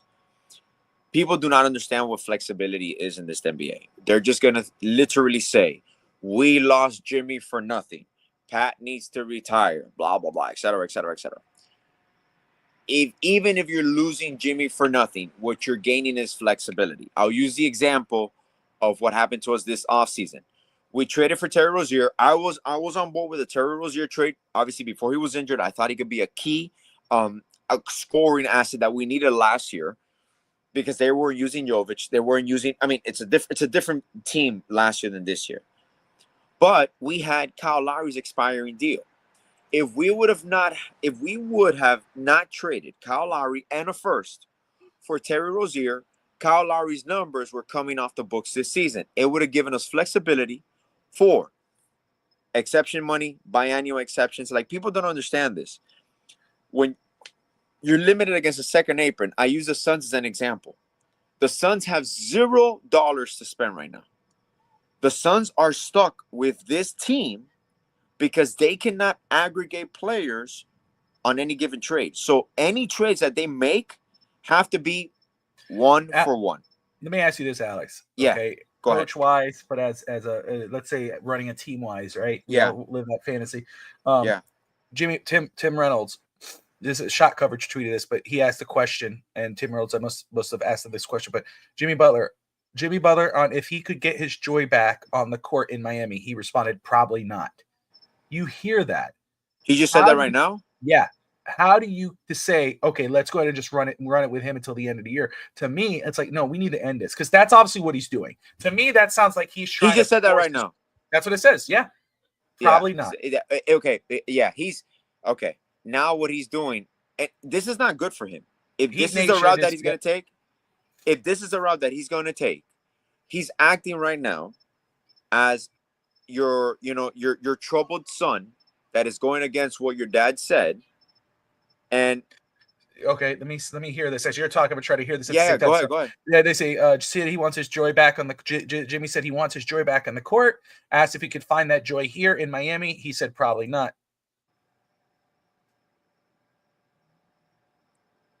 It's that look, man. I'm telling you, this is the only step now, Bob. The only way he's moved realistically, first of all, he cannot publicly request a trade because he's going to get fined $150,000. What he can do is request a trade privately. So this has the writings of him being moved. But once again, I'm going to just put this out there. Unless it's a De'Aaron Fox or someone that is part of the future. Look, Miami can acquire anybody and flip them as well in the offseason. So I'm not going to be too detrimental with that. If it gets to a point where it's affecting, you're just not going to trade Jimmy just to trade him, okay? He's still under contract. Now, it's in the benefit of him because now what you're seeing is Spo is talking about, I want to keep Jimmy. I want to make him this. I want to make him that. And then Pat Riley says we're not going to trade him. But then all Jimmy is doing is going opposite of what is being said. So now it's being detrimental to the team. So either if we see Jimmy take any more time off, or he's away from the team, or he's taking any personal leave, or he's on the shelf, then you know something is brewing because all he's doing is hurting himself, realistically. And he's hurting what Miami can get in return for him, which at the end of the day, you mentioned, Miami wants some picks. Miami wants financial flexibility. So we're not going to take on any contract unless we know that player is going to be, we're going to take on expiring deals. We're not going to take any more than a year deal or 2 years unless it's a player that we know will be part of our nucleus. Maybe a Brandon Ingram, De'Aaron Fox, Zion Williamson. I don't think they're going to want to play. I don't think they want to pay Kuminga $30 million a year. Let me go ahead because I didn't get to hear the video, but somebody put Brady Hawk, 35, who was a guest on our show a while back. Brady's awesome. But he wrote, this is Jimmy Butler. I feel like I did my job. I feel like I did my job, at least what my job is now. Not happy with role on the court. What do I want to see happen? I want to see me get back my joy from playing basketball. Will that happen here in Miami? Probably not, quote unquote. So for me, wow. So for me, wow. Alex, I'm once reading again, wherever that may be. Did you read the last one? No, I didn't see that. I want to see me get my joy back playing basketball, wherever that may be. We will that find happen out here in Miami? pretty soon. I'm happy here off the court. Like it's once again, See? he's just going He's off. happy in Miami, but not with the Heat right now. And to me, the only way you could do that is if you go, okay, here's your money. But obviously, Miami's like, no, we're not doing that. To me, that sounds like he's checking himself out. He's checked Yeah. out. He wants to move on. This is psychological. I don't know at how this you point push already. yourself to the end of the season with that on your roster. I don't think Miami will. After I'm reading a lot of people, I didn't get to see the game again, so forgive me, guys. I'll go back and look. But a lot of people say his energy on the court is the way his body language wasn't good. That's your star player. No matter if he is or not anymore, your focal point. It's still everybody's focused on Jimmy Butler. The NBA, when they look at the Miami Heat, they think of the Miami Heat, they think of Jimmy Butler in terms of the court. So if he's going to continue to carry that, he needs to move on. Miami needs to say, yeah, I get with Alex the flexibility and all this. Right here. That's in public. No, he's doing this on purpose. He's doing exactly. this. Exactly. Yeah. That's this exactly. is the only Scotty's way to right. force the move. 100%. Now, Scotty says, would you guys want Zion? I would love. Yeah. Personally, Zion hasn't played for 20 plus games or some shit, or 20 days. 20 games, 20 plus games. I think they're, obviously you got to keep him off the court, be healthy, whatever. For me, though, I think Zion Williamson would be way better in a Miami Heat uniform than he would be in the Pelicans. And I'm talking about the conditioning programs. You probably get the best version of Zion in Miami. So, yes, I would love Zion in Miami to pair with Khalil Ware, Bam Adebayo, and company. But for me, Jimmy's body language, Jimmy's post-game show, what he said, post-game interview, what he said a couple of days ago that me and Alex were talking about, all this screams he wants out. And like Scotty brought up a great point here. That's him publicly saying he wants out. He's requesting a trade without actually saying, I want to be traded. For me, Alex, if I'm running this team, you and I, we've talked about it before growing up. We've talked about it even as adults. Like if I say, man, if I ever came home with money, Alex, I'm taking you with me. We're going to run a basketball team. We're going to do all this. We'll buy a team. You help me run it. If you and I were running this team, Alex, I would tell you, Alex, you would probably say, Bobby, it's better we wait. But Alex, I'll go, Alex, if you look what he's saying. Yeah, of course. We got to make that move. You know what's the next move now? And I could see that happening. There has to be a meeting with him and Pat Riley directly. Oh, right, yeah. Let's meet this week. Come to my office. Let's talk. Because his agent. And you have to talk to him like, look, and honestly, it's realistic. Like, look, Jimmy, if you want out, we will try to make it everything possible for you to want out. But why is it that you want out? Barry Jackson just reiterated out again. I don't know if Barry's watching the show. If it is, awesome. But he said this feels like a tipping point because he can't tip it. He can't publicly ask for a trade without being fined. Yeah. So this is PR 101. Jimmy loves to be talked about, and now you're gonna go on ESPN, Bobby. I guarantee you, when we're done, go to ESPN, and I guarantee you, there's already gonna be a story about Jimmy. They're gonna start asking Shams. But tomorrow, this story will lead. Oh my God, is it Wake Up or what the? Oh my God, what's the show now? I don't even watch ESPN anymore. What's the show in the morning? Get Up. I think it's Get Up, right? Yeah. So these are things that are now for sure what he's trying to do, because he knows they're watching, and now you're affecting your teammates, now you're affecting your coaching staff, now you're affecting your organization, and this organization has been nice to you throughout, and yes, you have given a lot back to this organization. You saved us. I guarantee you that.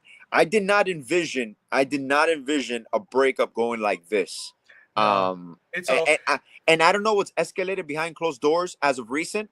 It could be envy coming where he's seeing now that, but I just don't get it, bro. Because he gets along with Jovic. $50+ million. I don't get it. Business I is don't business. get it. I understand that. Like his business is business. I'm not saying that, and I know people say, "Oh, he's not a villain." No, he's not a villain. It just sucks. It's a breakup.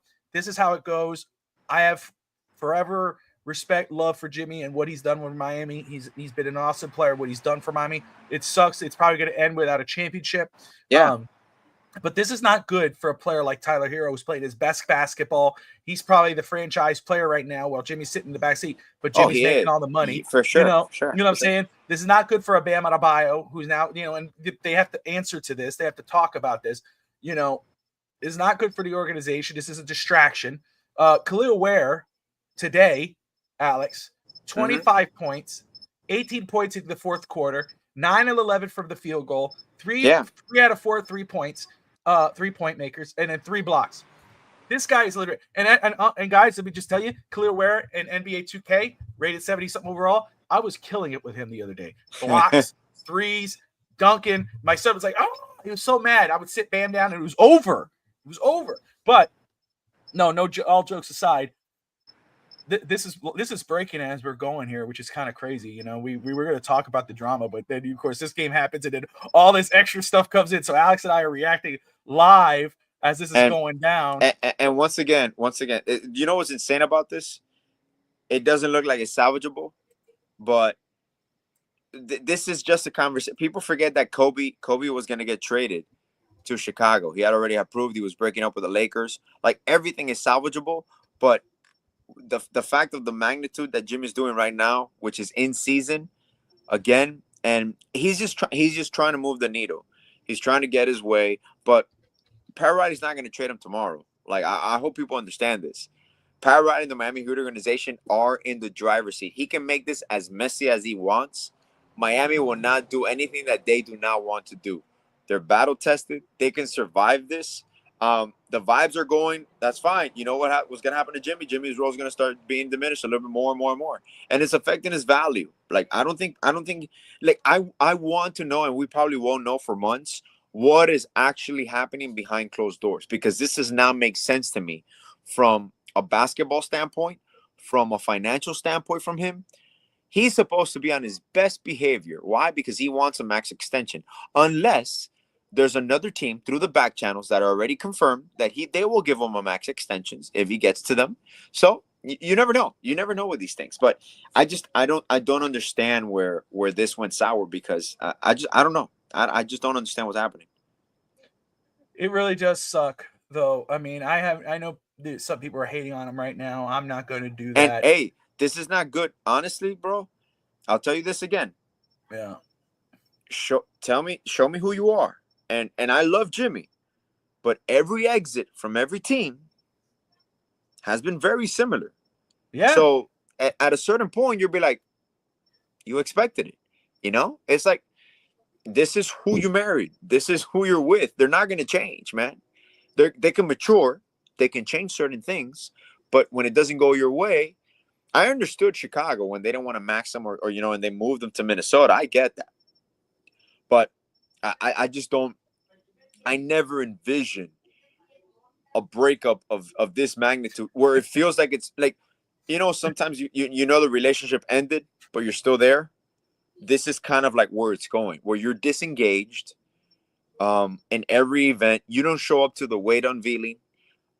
He was the only one that missed the Pat Riley Christmas party, or the Heat Christmas party that was always at the Rileys. They confirmed that he's missed other events, but this particular one, he was the only Heat member not there.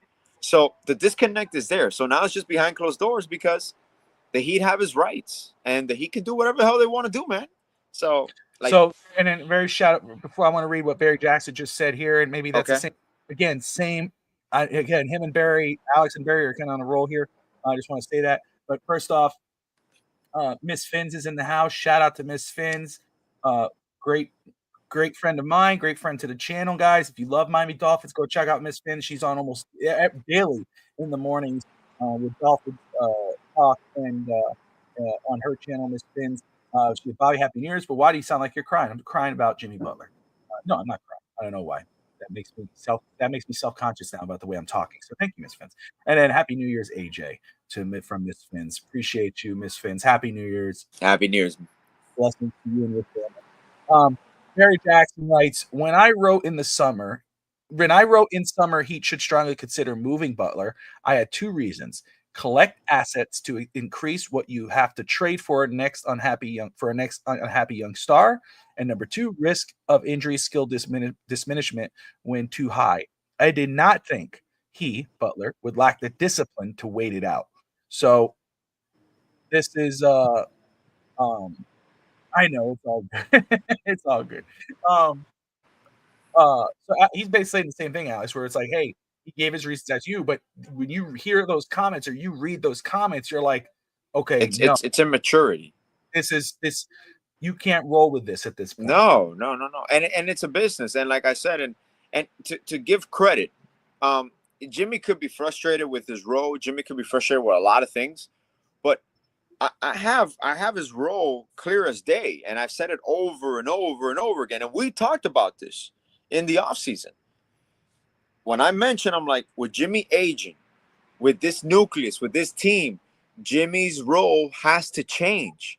We talked about changes in the offseason, and I said the number one change is Jimmy's role has to change. He cannot be a 30-point scorer. He cannot be your main dog anymore. His role has to be a glorified role player that shifts his focus defensively, point of attack defense, getting to in your fast breaks, setting up your offense. And that's the way we were doing it in the beginning of the season and in the preseason, and it was working. So I don't know what happened or what feelings were hurt, or I guess it hits home now. And I do not get why he hasn't embraced it and just played through it. And dude, think about this, Bobby. You're making $50 million. You no longer have to carry the load. Like, you're taking a relaxed back seat. You're basically the third star, but you're still the most important player on the team with Bam and Tyler. Jimmy said Spo saying tonight that he wants to get the ball in his hands, perhaps as a point guard. Jimmy responded, is not going to fix it. So you see, now you're just directly going against your coach. And bro, this is classical. I want to get away from you, and I'm going to do anything possible for you to not want me anymore. But like I tell you, man, he will still not fold, bro. They will still not do it. So they're just not going to move. I don't think he realized this, and I think his agent, I'm surprised, bro. I guarantee you his agent is on his ear right now. Is like, my man. Well, if they're not going to do it, bro. Yeah, the way Bernie, his agent, talked, it was like, dude, no, this is all blah, blah, blah. So for me, if I'm his agent, I'm kind of like, dude, shut the hell. Wait a second, Jimmy. I'm trying to work this out, or I'm trying to figure this out for you without you doing this. But obviously, Jimmy, at least that's what it sounded like. And Jimmy's saying, no, I'm going to take the ball in my own hands here, and I'm going to try to force this to happen. And for me, I understand, like, you can play hardball, but then do you really want that for your young team to deal with this on a game-to-game basis, having to talk about this? After Tyler Hero had to talk about this. I didn't hear what he said, but I was reading the comments and people said he sounded pissed. You don't want that. He's on a high right now. Why bring him down? Move on. Then we say, hey, Tyler, Bam, this is your team. We're gonna do this now for at least for this season and next season. You guys have to prove yourself. Jimmy's gone. You could do this. Get the distraction out and focus on building your team up and get those extra draft picks that help build around these guys. Anyway, we will move on from that topic. We'll talk more about that. We could talk later if more stuff comes up, or we'll catch up on the following episode. Man, it's crazy. I just want to make one point. Before we leave it. This goes to show you the relationship seems to be torn and ripped beyond repair. Like, I don't think you can go back from this at all. So I know I mentioned that, like, maybe you can, by the continuous doubling down, everything he's doing, it looks like it's beyond repair, but it's not a smart strategy what he's doing, because his track record shows that the next team he goes to, he would do the same exact thing. So a team that is willing to give him an extension is a desperate team. It could work, but it's going to end the same way wherever he goes. So if it is the end, it doesn't take away my love of who he is and what he meant for us, because we're always going to worship him. But it didn't have to end this way. It did not have to end this way at all. No, it didn't. Just to touch on this very quick, we talked about it earlier. Tati brought it up to me. 2024 Sports Illustrated Sports Person of the Year. Simone Biles won the Sports Person of the Year. Congratulations to her for everything she's done. Tati and I got into a nice debate about that, because when she told me the news, I was like, wow, I would have said Clayton Clark is, to me, my Sports Person of the Year. And that just opened a whole can of worms. And then Tati was full on debate mode with me, pulling out everything in the book. And what I'll say is this: I am not taking anything away from Simone Biles at all for her greatness, for what she's achieved, what she continues to achieve, her importance to not just the Olympics but to sports and all that. But Alex, well, let me just ask you, Alex. For me, I said Caitlin Clark should have been Sports Person of the Year. That could go to anybody. It's not just and Tati brought up a great point. Just in general, from all what we were learning from this conversation as we went, just about the importance of women in sports recently. The top 3 decorated athletes of 2024 are women. This is Tati. 1, 2, 3. Simone Biles, Caitlin Clark, and Katie Ledecky, the swimmer. So straight up, I think that's really cool. But Alex, if where do you stand on that before we get into it? So why I'm talking about it with the Sports Person of the Year. Did Sports Illustrated get it right? Or are you in the same boat with Caitlin Clark? Or is there someone else that we're not talking about that I would probably consider this person? Due to the fact that it was the Olympics, I think obviously every time that it's an Olympic year, the Sports Person of the Year usually is a gold medalist, a multiple gold medalist, and with a comeback story of Simone.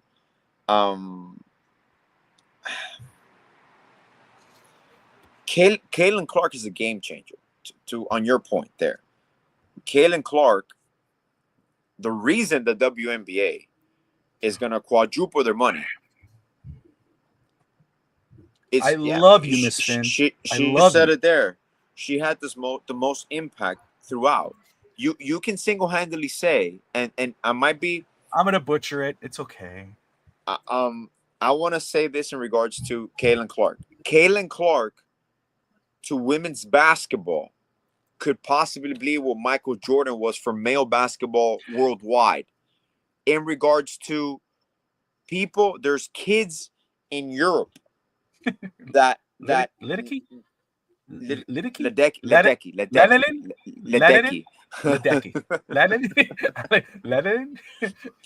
Now, the story of Biles is that her comeback from the last Olympics, where she went to the mental health and she checked herself out, she came back. She is the greatest gymnast of all times, hands down. Yeah. So, and she's only 27, if I'm not mistaken, or 28, around there. So she's still relatively young. But for this year, I'll give it to Biles. I got no problem. But I do believe in a few years we're gonna see Caitlin Clark and there's a lot of other players coming up the pipeline. Juju Watkins, like the WNBA is going to be a very important league for years to come. Why? Because the interest in women competitive sports is rising. Quit the team last time around. But she quit the team based on her mental health. She doesn't want, like, I don't think people understand that when it comes to this competitive, like, there's some things you can't do. And she's in a sport that if you're not mentally there, you can kill yourself in that sport. It isn't about basketball that you miss a shot, or like Jimmy Butler, she was checked out. Like, in that sport, in where she's performing, millimeters of mistakes matter, and she can kill herself on certain routines. Because she has to be mentally into it. Absolutely.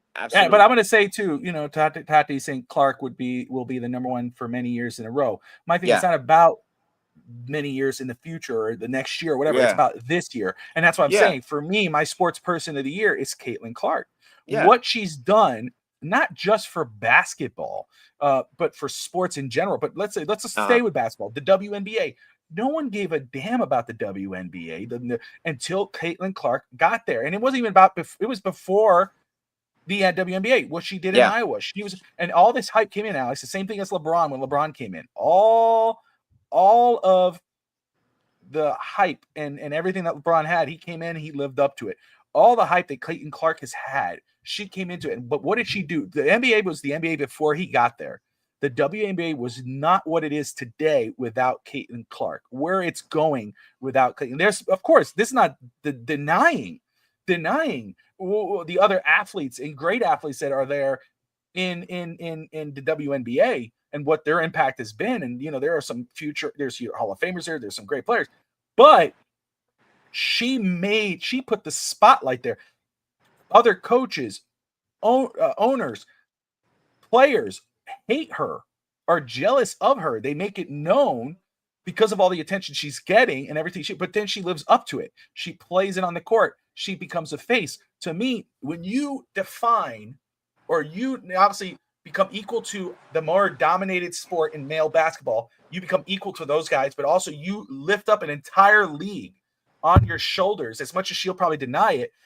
To me, that puts her as, she's made an impact this year, great impact that if you take her out of the WNBA, nobody's talking about it this year.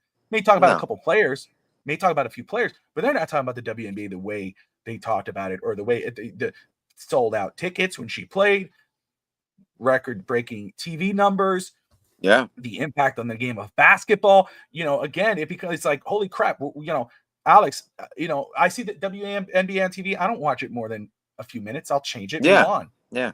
She's on TV. We're watching it. That's Caitlin Clark. Look what she's doing. She's making you interested in it again. Mm-hmm. You're learning about players you had no care for in the world. I'm forgetting the name now, but the one who got kidnapped or arrested in Russia or whatever. That's the only time I heard of her. Griner, right? Brittany Griner. That's the only time I heard of her. I knew who she. And then I thought, she's a WNBA player. I didn't know her before then. Yeah, I know who she is now because of that situation. Yeah, but that's my thing. Caitlin Clark put the spotlight on the sport and put the spotlight on the teams. So for me, Bobby, no one is denying that. I don't know it's not about it. If you're not on the air right now, you're just in the comments, so I'm not going to read those. If you want to talk, you can get on the show, Tati. I gave you the link. I've opened the door for you. You had plenty to say.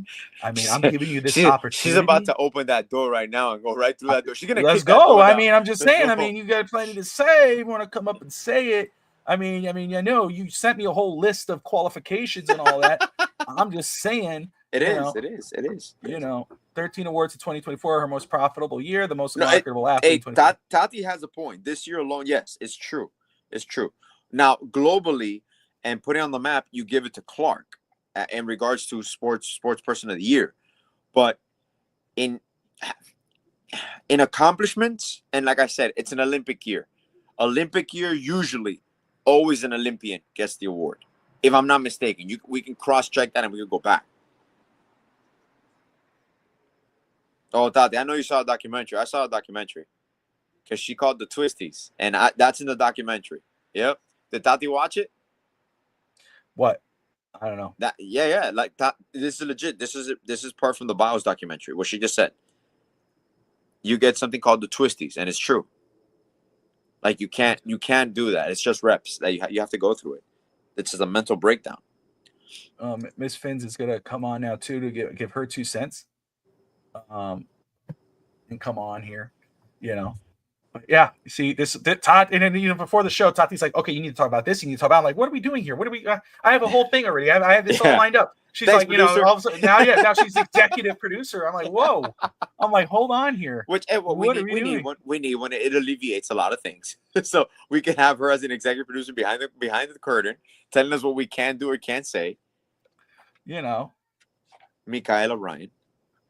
On that Levitard show. Yeah. But I'm not taking anything away from what her accomplishments are, and what she meant to the Olympics, not just gymnastics, to the Olympics and everything. But and I would say that respectfully, but the Olympics were the Olympics before I said this to Ty Bora. The Olympics were the Olympics before she got there.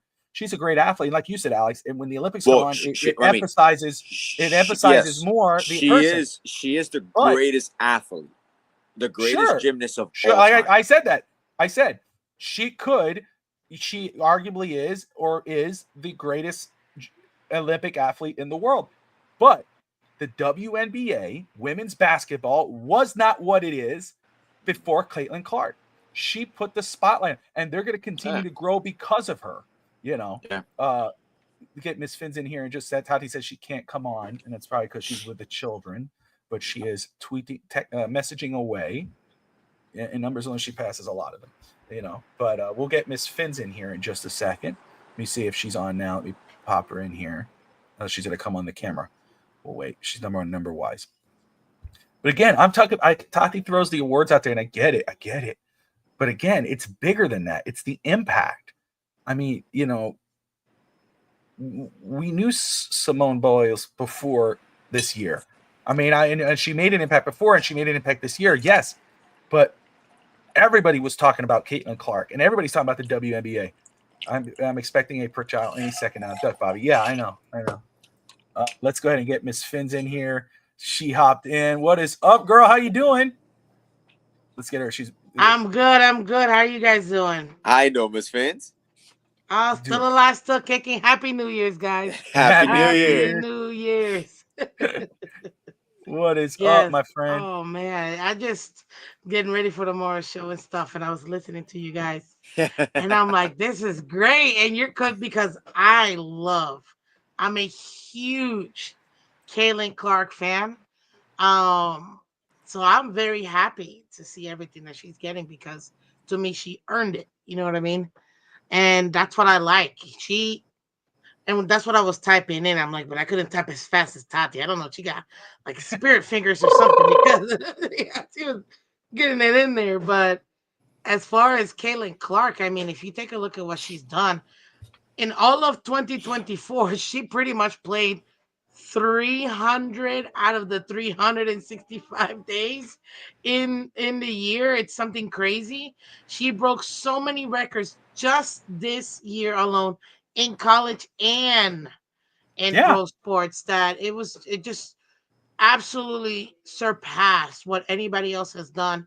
And on top of that too, to what you were saying, Bobby, she also put the WNBA on the map just like Michael Jordan did. Yes, the league had um Burden Magic. Yes, the league had, moments where it was popular, but at the time that Michael Jordan came in, a lot of people forget the league was super struggling. Super struggling. They needed Financially, a yeah. push. Yeah, they were about to be, honestly, they were about to be dissolved. And here comes this little guy. It well, little, but you know what I mean, like 6'6", whatever. But here he comes with his Air Jordan and his flair and just kicking butt and taking names and just really owning the league. He put the league in the world map, having the biggest, most profitable contract for shoes ever. Every single athlete that ever gets any NIA deal or any deals, any shoe contracts, any deals at all, they can thank Michael Jordan for that because of his deal, what he did with Nike. That opened up the door for all these other players that actually ended up getting all these deals now. So they can all bow down to the true GOAT of all time, Mr. Michael Jordan. And right now, Caitlin Clark is literally doing the same thing in women's sports. And a lot of people don't like it, but what makes it different is she's not being pushed by media. Her play is pushing her greatness. It's the way she plays. She actually makes WNBA watchable. Like, listen, I wanted to be a WNBA player. And then my dad was like, okay, great, but what's your backup career? So I had to choose that too. And when you're talking about the WNBA, I liked it at the very beginning. I even have memorabilia of the Miami Soul, which was the Miami uh, WNBA team that was the I went to their expansion first team. ever game. I went to their Coral first ever Gables. game. Coral Gables, right? Sherry Sam, Debbie Black, Ruth Riley. Yeah, and Dude, they it was folded. Ralph Ronstein awesome. was a coach. It was awesome. And so I got to meet them as a kid. I'm like, oh my God, I want to play here, play at home and all of that. But then obviously they dissolved afterwards. But I mean, back then, WNBA was cool. But then they went on this other super insane path that it just made it. High school teams were more flashy than the WNBA. I'm like, this crap is so boring, and I'm a girl and I played, so I know what I'm looking at, and I don't like this. It was horrible for decades. And now finally, here comes this girl from the middle of literal nowhere, not from the powerhouse conferences, the UConns, the USC, all these huge schools with all the money behind them. No, this super tiny, middle of nowhere school putting it on the map because she can ball. Like, come on, man. It was exciting because of her. I started watching March Madness, which I never did. Yep. Yep. Not even for the boys, because I'm like, "Ugh, whatever. I didn't really care like that. But because of her, I'm like, dang, maybe I should probably watch this March Madness. And I got into like the boys, but mostly just the women. And it's been, she put basketball more fun.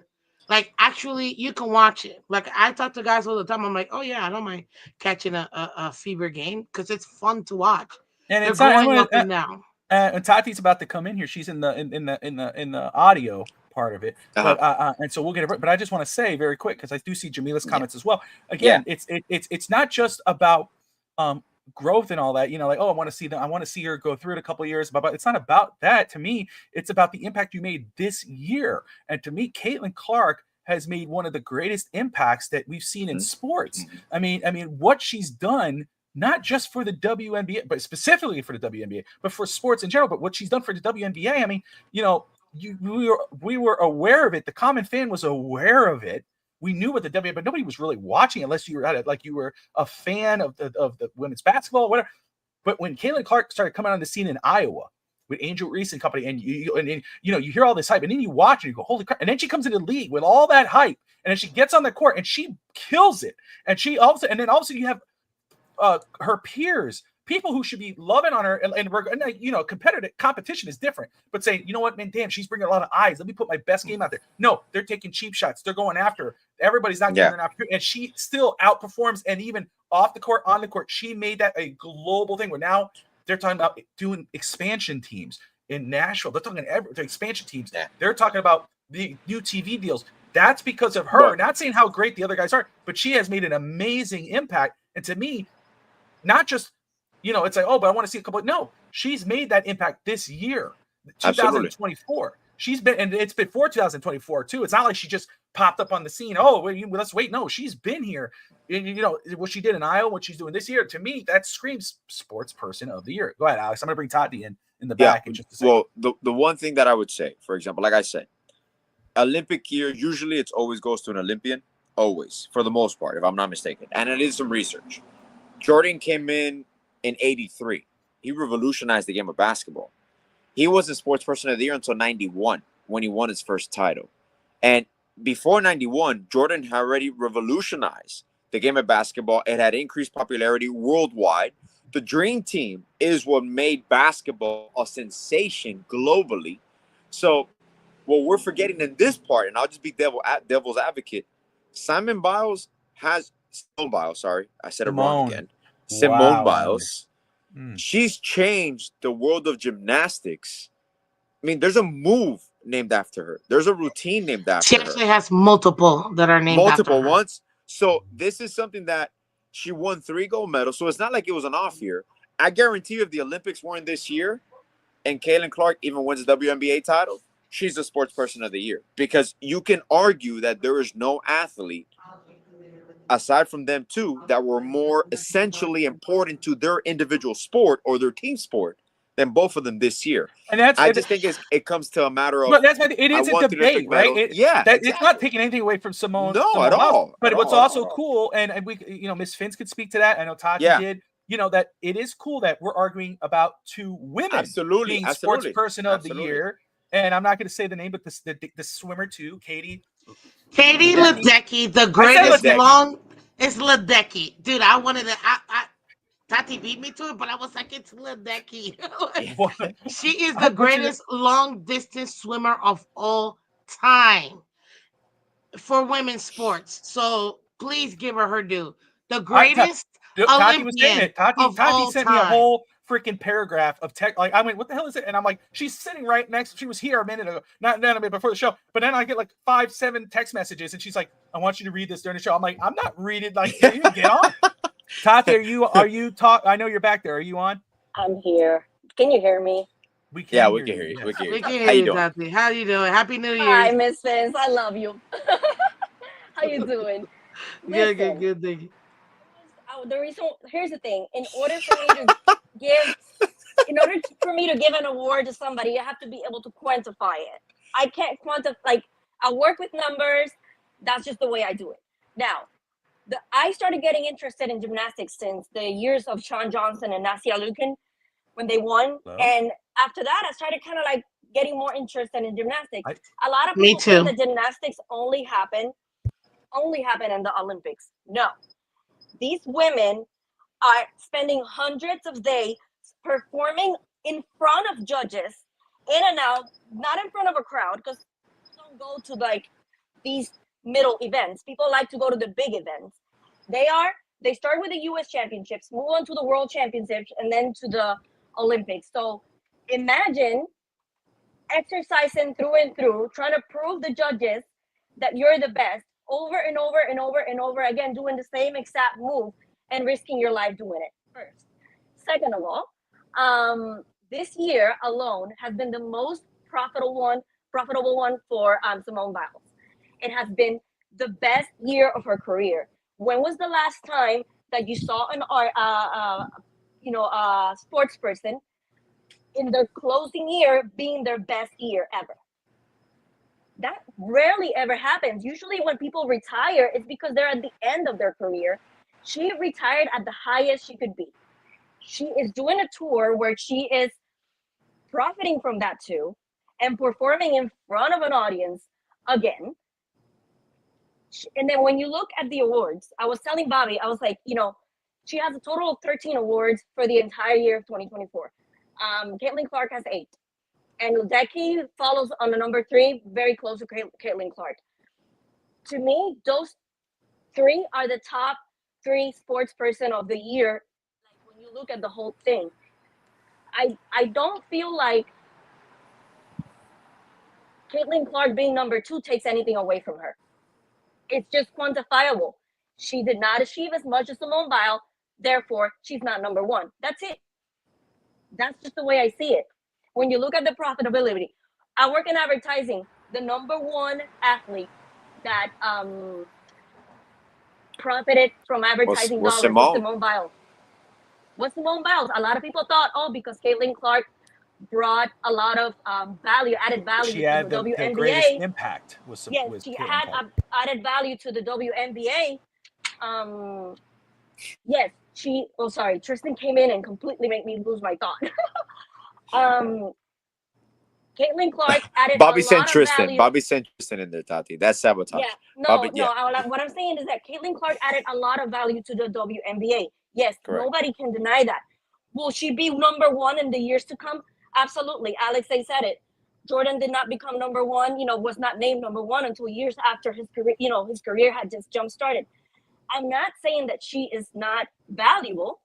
I'm saying that this year alone, when you look at the entire accomplishments, when you look at the entire awards, when you look at the profitability and the marketability of a athlete, if you want to look at that, it's gonna be Simone Biles. That's the way I see it. It's okay.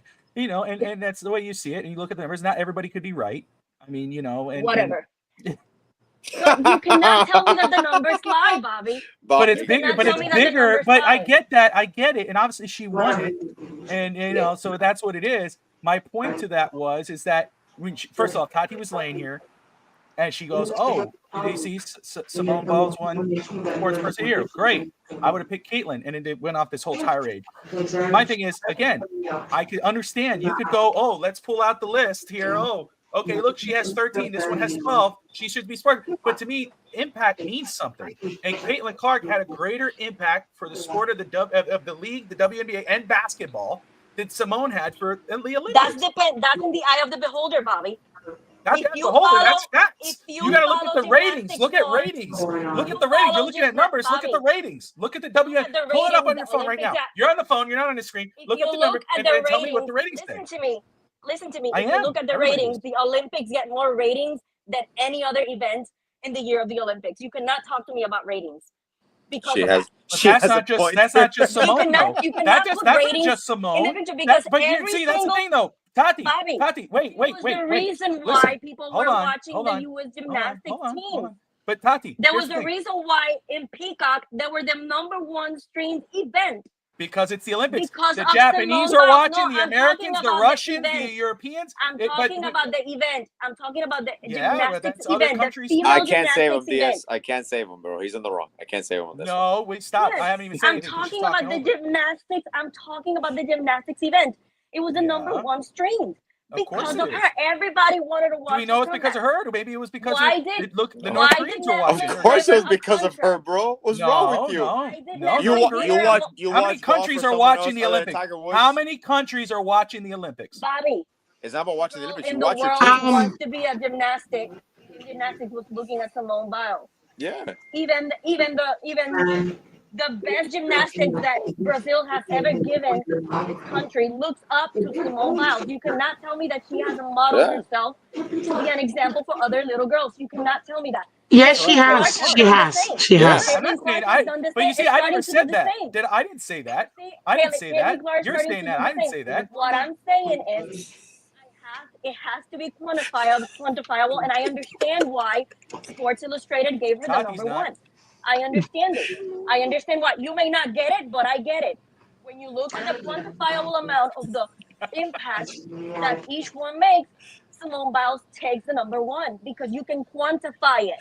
Quantify. Well, can I tag in real quick? I don't Yes. want to Sorry, catch I know it became an any of argument this. between me and Bobby.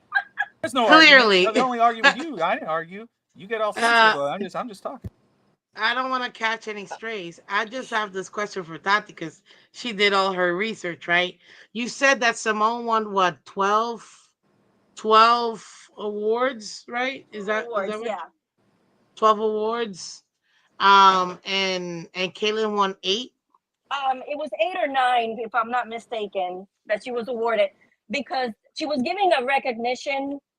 But I'm talking about sports related. Like Sports related awards. I'm not talking about like Time Magazine named her Person of the Year. They got it right. adding Yeah. that. I'm not adding that in the equation. I'm adding So awards directly does it related count to your towards performance in impact? sports. Wait, that doesn't count towards impact though.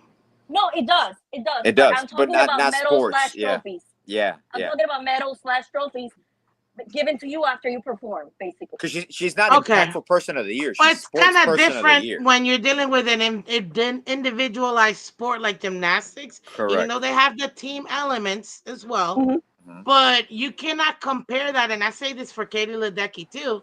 She won medals too with Team USA in the relays as well, but she won most of hers from the individual sport. So you cannot compare an individual sport to a team sport like basketball. That right there, it really doesn't equate. If anything, it kind of equates to each other relative to what they are. One being individual mostly, and the other one being a team sport. Now, I do give you, she won all this stuff, Yeah. 1000% between the worlds, nationals, all that good stuff. Olympics, true, 1000%. But what Caitlin Clark did this year, she did it not only in the collegiate level, she also did it in the professional level as well. She also won, and I mean, I could pull it up, but there's literally a laundry list of awards, all sports related, that she won in college and in the pros because of all the records she broke and everything else that she did. Well, So if you wanna, put that yeah, into the reason perspective, why I kept it professional is because judging a sports person, collegiate is never actually included at level when you're quantifying it. Collegiate NCAA is very separate than professional.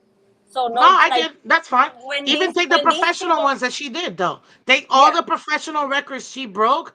It's oh yeah, there. she There broke the should be a records. record of records to be broken, and that's how many records she broke and she did herself. That Yeah, wasn't team I related. understand So she broke the records, but when Bobby and I were having the conversation, I was looking at the list of medals and trophies and awards that each one got, and individual those sport, top three, team yeah, individuals and in team, that those three got. I believe here's the thing. I believe you make the biggest impact in an individual sport because you have to prove everybody. You have to prove to everybody that you are the best at doing this one thing. When you're in a team, you have a whole team supporting you and carrying you. That's the way I see it. Ooh, pause That's the way I see it. because That's she the way I see it. definitely didn't get. She carried the team. She did not get carried by that team. Let's go ahead because I know you don't Yeah, want in to order talk to be able to collegiate. be part of it. But hold on, let me finish because I let you finish. So let me finish real quick. But not only did she carry her team, she did it as a rookie. She broke records that were in the books for 10 plus years by people who are right now in the Hall of Fame. The things that she did this year in her professional career, because that's what we're gonna stick to. She broke records that have been in the books for over a decade. So And I right acknowledge now, that. when you really take a look at it, what Caitlyn did as a rookie, her first year ever in the professional, versus someone who's a veteran, who's been around the block, who's got dozens of medals and all that. I mean, the She has rookie did accomplished, all of Caitlin Clark, this. as a basketball player, she has accomplished more than a lot of people tried in 10 years. I get it. I absolutely get it. I understand that part. However, I wouldn't give her the number one of the year because of how big of a year it was for Simone. If Simone hadn't had an impactful year, I would say, yeah, give it to Caitlin. But from the moment 2024 stepped in, she went in, she continued to raise the bar for her specialties, when it comes to gymnastics. Mm-hmm. She continued, like, the scoring system has forever changed because of her. Oh, I agree. They have had to elevate it because nobody could get close to her. She started, like, when I was looking at the information, she started a year. I mean, again, if you want to add money and media to the situation, she started big with a Netflix contract. She started big with the U.S. Nationals, taking every single award there. And it was, again, it was because it was the greatest comeback. A lot of people call it the greatest comeback of any athlete ever. And again, the impactful part of this is that she is closing out her career with the last year being the biggest year she's ever had. And that to me says a lot about her. And that to me alone is wait, I think did you hear me? Yes, we can hear you. My Yeah. earpods lost charge. So, okay, if you stop hearing me, let me know. That's the reason why I believe Simone Biles should be that number one, because she did something that very few people. Bobby named a few guys who did that, but very few people have been able to close out their career with the last year being their highest and their biggest one. And that to me alone is, I mean, Peyton puts her up Manning won there. the Super Bowl and retired the next day. But I Yeah, understand what you're saying. John Elway. It's I see again. I think what we're focused on is the fact that you can't really compare the two because it's again an individual sport with gymnastics versus yeah. a team sport. There's only one championship. You know what I mean? Like what else can you get? Like there's only one championship, and then for her, rookie of the year, an athlete of the year, and if I'm not athlete, well, yeah, player of the year. Which to me personally, I think she should have won, but they gave it already. The MVP they had already pre-given it to someone else and didn't even consider anyone else for MVP when I still think she did well, way better than the MVP that won. But to your point, you know, definitely what Simone Biles did is phenomenal. She will go down as one of the greatest gymnasts of all time. You cannot deny that whatsoever. Some people even put her as the greatest gymnast of all time. I like to, whenever I'm talking about players and sports, I always like to quantify based on their eras. You know what I mean? And if I have to take this era, Simone Biles absolutely is the GOAT. Just like Tom Brady in the last 20 years in this era, he's the greatest quarterback in the last 20 years. He's the most winning it, but he's not the greatest of all time, in my opinion. But in this era, he is because he won the most, obviously. But as far as Caitlin Clark, I'm literally looking at a laundry list of everything she accomplished this year as a professional and as a rookie. So, but hey, Simone Biles, I'm not mad that Simone Biles got it. No. I'm with Bobby. I like I like that she got it. I love that both women are at the top of their Yep. game, you know, in their respective sports. And the fact that I forgot who said it, Sports Illustrated one because we're having a conversation about Yep. it. It's the fact that women's sports are actually being highlighted by what we want as fans more. Sports and nothing else. I could care less about your personal life or your personal beliefs. I don't want to hear about it. I just want to focus about what can you do on the field, what can you do on the mat, what can you do in the court. That's it, or the links. If you play golf, you know what I mean. So that's the only thing that I care about. What are you doing while you play it? The rest, fluff. I could care less about that. But for me, I agree with I you. That's love why that it's all about the game that everybody's talking about. I the last message I sent to Bobby is that I feel like I need to mention that this has been the biggest year for women in sports in general. The Right. top three athletes when it comes to accomplishments in the United States are all women. The I, top I'm three are all women. Like it's amazing. I will never. I'm not talking down on Caitlin Clark because I know she's mhm. gonna be number one in the years to come, and I know everybody's gonna pick her in the years to come. So I know, and I know the impact she made in basketball in general. Not only talking about WNBA, I'm talking about the whole sport in general, NBA from too. college, And yeah, from college and including male sports in there. She is at the top of Sports her in game, and general. yeah, she has made the greatest impact. And I know Time Magazine gave her the sports person of the year. I think the athlete of the year, something like that. yes. And I mean, I'm not mad at them for that either. I guess the way Time Magazine saw it and the way Sports Illustrated saw it was probably a little different. They were probably number one and number two in both of them. They just kind of like flip flopped. That's the way I see it. Um, I like I was telling Bobby that I mean, and I know a lot of people don't do this. I look at how marketable you are as a product, and I know people hate when they call themselves product, but how marketable you are as a product, how many awards and accomplishments you've had, and when I put those two together, I know Caitlin Clark has broken records, but the impactfulness of Simone Biles changing the sport and the scoring system of her sport alone this year, to Tati. me But that's you could pretty say the same amazing. thing about Caitlin Clark. See, you're missing what Bobby and I are saying. Caitlin Clark literally did the same thing for basketball. So that's the only thing. Okay, when it comes to marketability, I don't know what you do. I know you mentioned it earlier, and we're totally taking over. It's the East 10, 12, Broward County, Miami girls show now. We Oh, took over. we're just gonna stand and listen. We're just gonna sit and It's listen. Exactly. fine. It's good. It's good. You It's do good. you. Let We'll me. just stay here. You guys are doing our I job. gotta We're do good. some We're follow just up on Jimmy Butler, so I'll take. Go ahead. Go.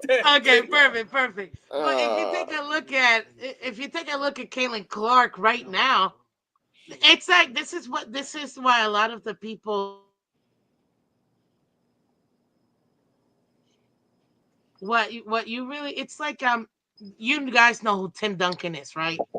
Please tell me you know who Tim Duncan is. of Okay, course, thank you. of course. Tim Duncan, one of the greatest players in his position, five-time champ, you know what I mean? But he is one of the least marketable human beings alive, okay? So is Aja Wilson. Nobody wants to see her play except her super fans. And a lot of people want to compare her to Caitlin Clark and marketability and all that. There's a reason why Caitlin Clark gets it. Her game translates to what people want to watch. You could be great at your position, like Tim Duncan was, but he's not marketable. Kellen Clark is. You can put Kellen Clark everywhere. When you have grown men wearing your jersey and taking their little kids to your games, like literally, she has more sold out games relative to the NBA. Obviously, the season started than a lot of the NBA teams. Like her biggest games this year have been way bigger than the NBA games. Even the NBA is trying to get her to do the 3-point shooting contest because they're struggling so bad with They're viewership right struggling with now. rate. Yeah, they're They're struggling with ratings. Their so ratings are bad. very They bad. started this in tournament crap last year, and everybody's like, "What is this garbage?" It's the same thing that the WNBA does, but they've done it for years. But then they were trash, so it makes sense. The NBA, I'm like, this is just too desperate for them. And I know we're getting into your corner, boys, but hey, we love Hey, sports, I so love let's having go. Oh, these we're all good. conversations, and I love the impact that both athletes have had in their respective sports, in sports in general, and they're both gonna go down in history. They're both I think already have their names in their history books, in the history books. So I mean, you know, I absolutely love what they both have accomplished this year. Definitely. I agree. I think, and two, with women being, where they are in sports right now, which is awesome. I think we're getting a prime point here, Alex. Is why, women are killing it in podcasting right now. I think this is just a great preview of a Tatiana Misfins show. Oh my I think this would be goodness. a great, It should Hey, be. It should it be. would be epic. you're And welcome and anytime, Tati, and as we're because I don't. speaking, I talk sports. and as we're What speaking we about got, what we Alex? talked about, ESPN already breaking news. Jimmy Butler's comments on. I'm telling you, it's gonna lead everything tonight, tomorrow morning, the Yeah, following day, everything. Jimmy So Butler's about to you get know what? traded, man. It's about No, to not happen. about to get traded. Not about to get traded. But No, yeah, please well, don't He's say going that. to. no, he's gonna get traded. But yeah, Tati, tell him what happened the other day where Tati, when I was talking to He Tristan. said he was talking to Tristan. He says, "Oh, Jimmy Butler has been signed with I forgot what team," and I gasped so loud. And he's like, "No, I'm talking basketball." There, he was playing. He was I was playing playing bas- 2K25, and He was playing 2K with Tristan. she called me you idiot. I'm like, what the hell did I do? I'm like, what? I gasped so We're loud. I was like, lifers. That's what you get. We're lifers, man. hey, and We love I the wanna heat. I wanna add something, Tati and Miss Finch, to obviously to get your point of view from that, and at all, I obviously be open minded what I'm about to say because I'm not trying to be sexist or anything. Uh-oh. I think no, Uh-huh. I legit I think one of the coolest things. When people say that, No, I'm no, not gonna be because sexist. because If I'm I not racist, know. but it's like, oh, let here me we let him go. finish. I'm not Because sensitive. I know where I AJ, may please cut go off. ahead. I'm not Well, sensitive. I Go know how ahead. my cut off. I think one of the most instrumental things that you see, the fact that women's sports has taken off, is that there is now male interest, like male interest in the sport as fans. And I'm Yep. not saying that is moving or creating more marketability, but that's a global phenomenon. When you have leading sports figures in these sporting events supporting these women athletes, it shows the magnitude of, yeah, they might be lending a helping hand, but it also is a significant support system in regards to these women matter. These athletes are superb. And for some reason, always, yes, we understand. If you put an NBA game with a WNBA game at the same time through competition, we know the NBA game will get more ratings. We understand that. That's Mm-hmm. marketability. That's all True. statistics. We get that. It's a But fun game to watch. it's a fun I'm game just to being watch. honest. Exactly. But I feel now that it's caught up to, I understand the times, but also the athletic nature of these sports, and the quality has improved drastically and dramatically. And we're not really going to see the impacts until, I want to say, 5 or 6 years. There's girls right now that are in middle school going into high school that are going to become basketball players and gymnasts and soccer players because of the athletes they've seen, because of the Swimmers too. exposure they have. So I think it's a cool phenomenon in regards to, it's always cool when you see now men come with their wives and with their daughters to sporting events to see their daughter's favorite athlete, because it was always the other way around. Girls would go with their dads to see their dad's favorite athletes, their dad's favorite teams. So Yep. now it's a more, it's just what I call equity in sports. Like now you got competition across the I board. liked you till you said that. Okay, let me peel it No, back no, no, because no. see, I mean, I I'm know I'm not no. sensitive, and Got no, no, yourself in I'm trouble, peeling this puppy Alex. back. You I were didn't doing say No, so no, good no, equality. I no. didn't say You were equality. good until you said I did that. not say Stop. equality. I said Oh. equity. Equality, No, that's no. what pisses me off because What? listen, no, no, no, no, no, no, no, no, no. If you are trash and you are giving out trash product, you're going to Oh, receive absolutely. trash Absolutely. viewership. Absolutely. The last Absolutely. 20 plus years of the WNBA has been nothing but elementary Horrendous. version basketball. Horrendous. I True. am a woman and I'm a basketball player. I know what I'm talking about. And I Yeah, but didn't wait. even know. Miss Vince, Miss Stop. Vince. And you I know didn't even this. know when the WNBA season was But that's the till thing. this year. That's not on I the didn't even players. know. That wasn't the quality of the players. That was the It quality of is who's the managing the quality of leagues. the No, players. no, no, no, no, no, no, Yes, no, it no. is. No. Absolutely If not. dude, if Houston your Comets, product is not Cheryl good Swoops, enough to be Cynthia Cooper. entertaining, people are not gonna watch. But okay, that's Don't okay. Give well, People are not gonna watch. I mean, one it's second, just one the second, truth. one second, one second. If you have a great product and you have a bad CEO that doesn't market you, that doesn't fight for you, it's not your product, it's your leader. The product wasn't bad. They just didn't have the vision to incorporate because you cannot tell me that I years can, ago, and I Cheryl am. Miller, the greatest basketball player the greatest female basketball player of all times, Cheryl Miller, all She girls played 20 years basketball. ago, bro. But She that's what played I'm 20 saying. years ago. I'm not But talking that's what about I'm saying. But 27 listen to years me. ago Notice for what the I'm trying first to 7 years of the express. league. I'm It's talking just about giving within the time. 20 years, in the last 20 Yes, years, I understand. it But has okay, now super explain this to sucked. me. Explain this to me. How is it possible that the Houston Comets, which were a dynasty, Cynthia Cooper, Tina Thompson, Cheryl Swoops, how does that team fold? Very simple. Because there's nobody watching. Again, if you do not have a good Mhm. product, people will Yeah, not but watch. that was a If good it's not product. fun, That if was a great no, product. It was an okay, I amazing let me product. disagree with let Alex. me tell you your It's definition. an You think amazing success? product. They No, just no, didn't no, know no, how to no. sell it. You think success? No, no, no, no, no. You think success just because they won 4 back to Yeah. back? I mean, great, awesome. Hey, that was hmm me as a little girl watching this. I loved it. But guess hmm what? Uh-huh. That was then. Yes. Fast forward. Hold on. Yes. They folded, right? They're no longer the Yes. Houston Comets. Okay. Yeah. In the last 20 years, the league is 28 years now. So let's Yeah. go in the last 20 years minus this year. The game has been so mediocre. Yes. They've had some flashes of certain players having, great talent, maybe even a little bit of marketability because, they're Mhm. being pushed. But you Yeah. can take a turd and put it in a nice box and color it however you want. It's still a turd. No matter what you do, if you have a bad product, people will not watch. And another thing, ladies and gentlemen, I have no problem in saying this. Men drive 97% of all viewership across all sports, Correct. period. I don't care who you are or if your feelings are hurt. That is just the truth. And guess what? When you have, and I'm a girl, and again, I played and I watched these ladies. When you're watching, and I'm like, I can watch elementary kids and be more excited about them missing balls than watching this. Just basic passes, okay, 3-2 defense, okay, high post, but it's boring.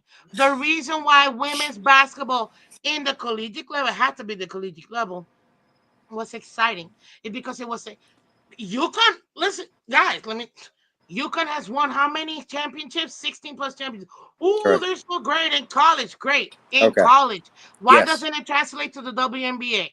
Because you have Leadership. a handful and Leadership. you have a How can you handful of have a great people who college make, teams and great bro, college players and it not 144 translate to a players. professional They're league? not all they're not But UConn players, dude. They're not all okay, but UConn players. okay, I know they're not all UConn players, but Like how is viewership in women's college basketball since the 90s and 2000s? High, horrible. right? How, Horrible. college women's college Oh, basketball? college? Sorry, I Yeah. thought you meant WNBA. How College, don't you yes. how don't you translate that into a professional league? Why would women go and make great money in Europe and play women's basketball in Europe? It's not about the trash product. There was trash product because of the salaries that were being given. The NBA was subsidizing the WNBA with minimal. It was Still doing meant to it. fail, but they're still doing it. So it's not bad product. It's bad leadership. There has been great women athlete basketball players that have gone overseas and have had careers, earning a living, making money, and yet Okay, selling out arenas over there. So it's let's- about who we are as a nation, what we focus on, and leadership. Is true. You I'm not cannot. gonna Hey, take away. it's I'm a not listen. disservice. It's a disservice. I How do you have a great college product I and you can't make it a professional product? It's I give impossible. it to you, It's AJ. sabotage. Bad Sabotage. leadership does Yes. not help. You're 1,000% right. I'm Yes. not even gonna take that from you.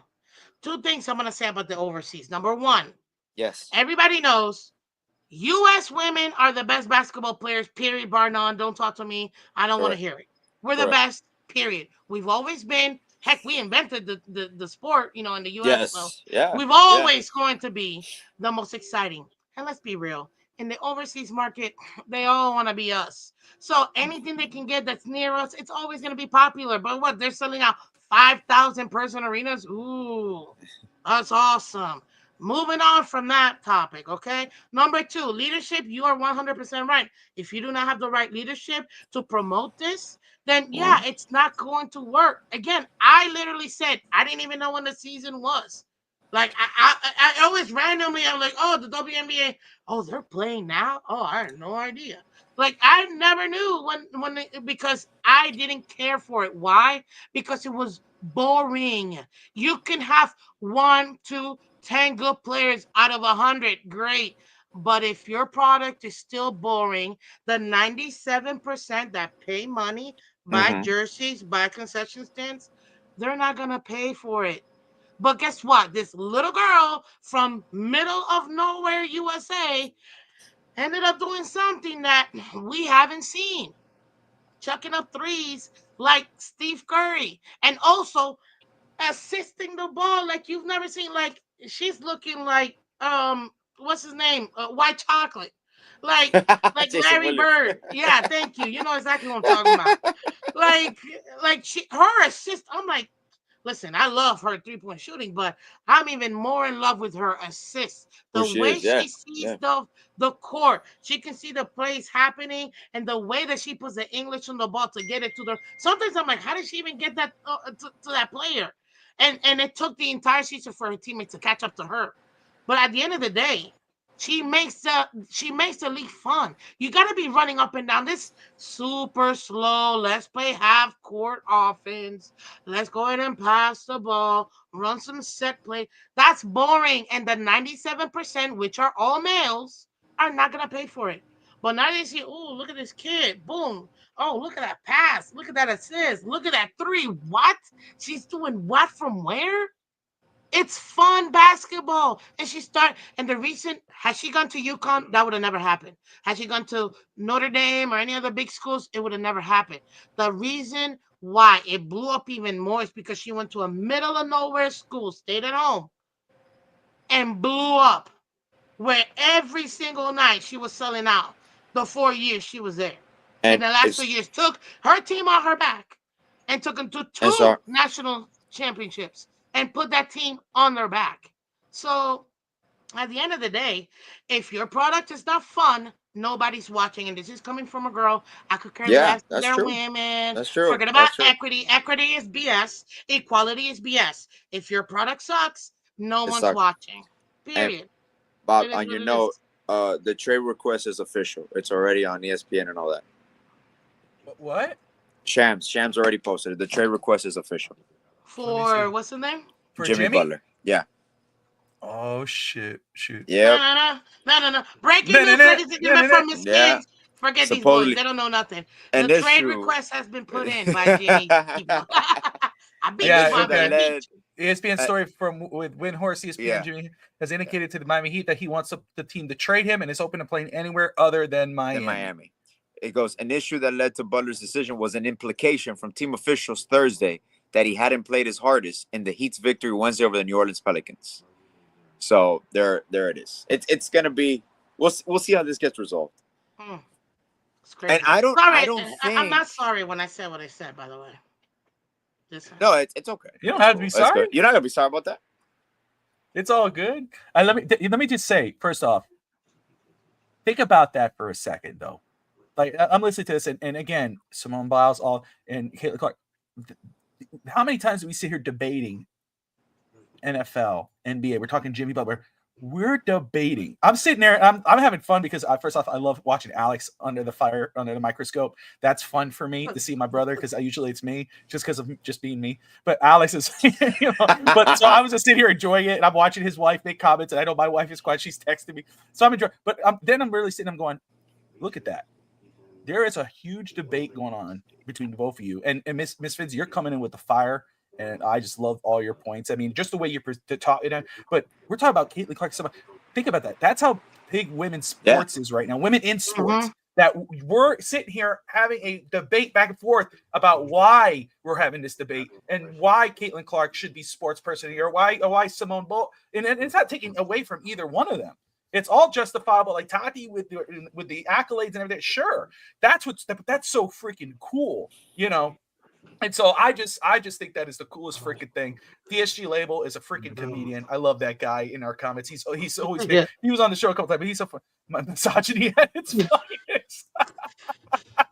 He's like, that damn Miss Finn's got me thinking I'm missing out. Yes, you are. This year, basketball, women's basketball is pretty fun. You are also, and I know we're running on the time here. I know you got a show very early in the morning, but I just want to get, because you are, to us, you are Miss Culture.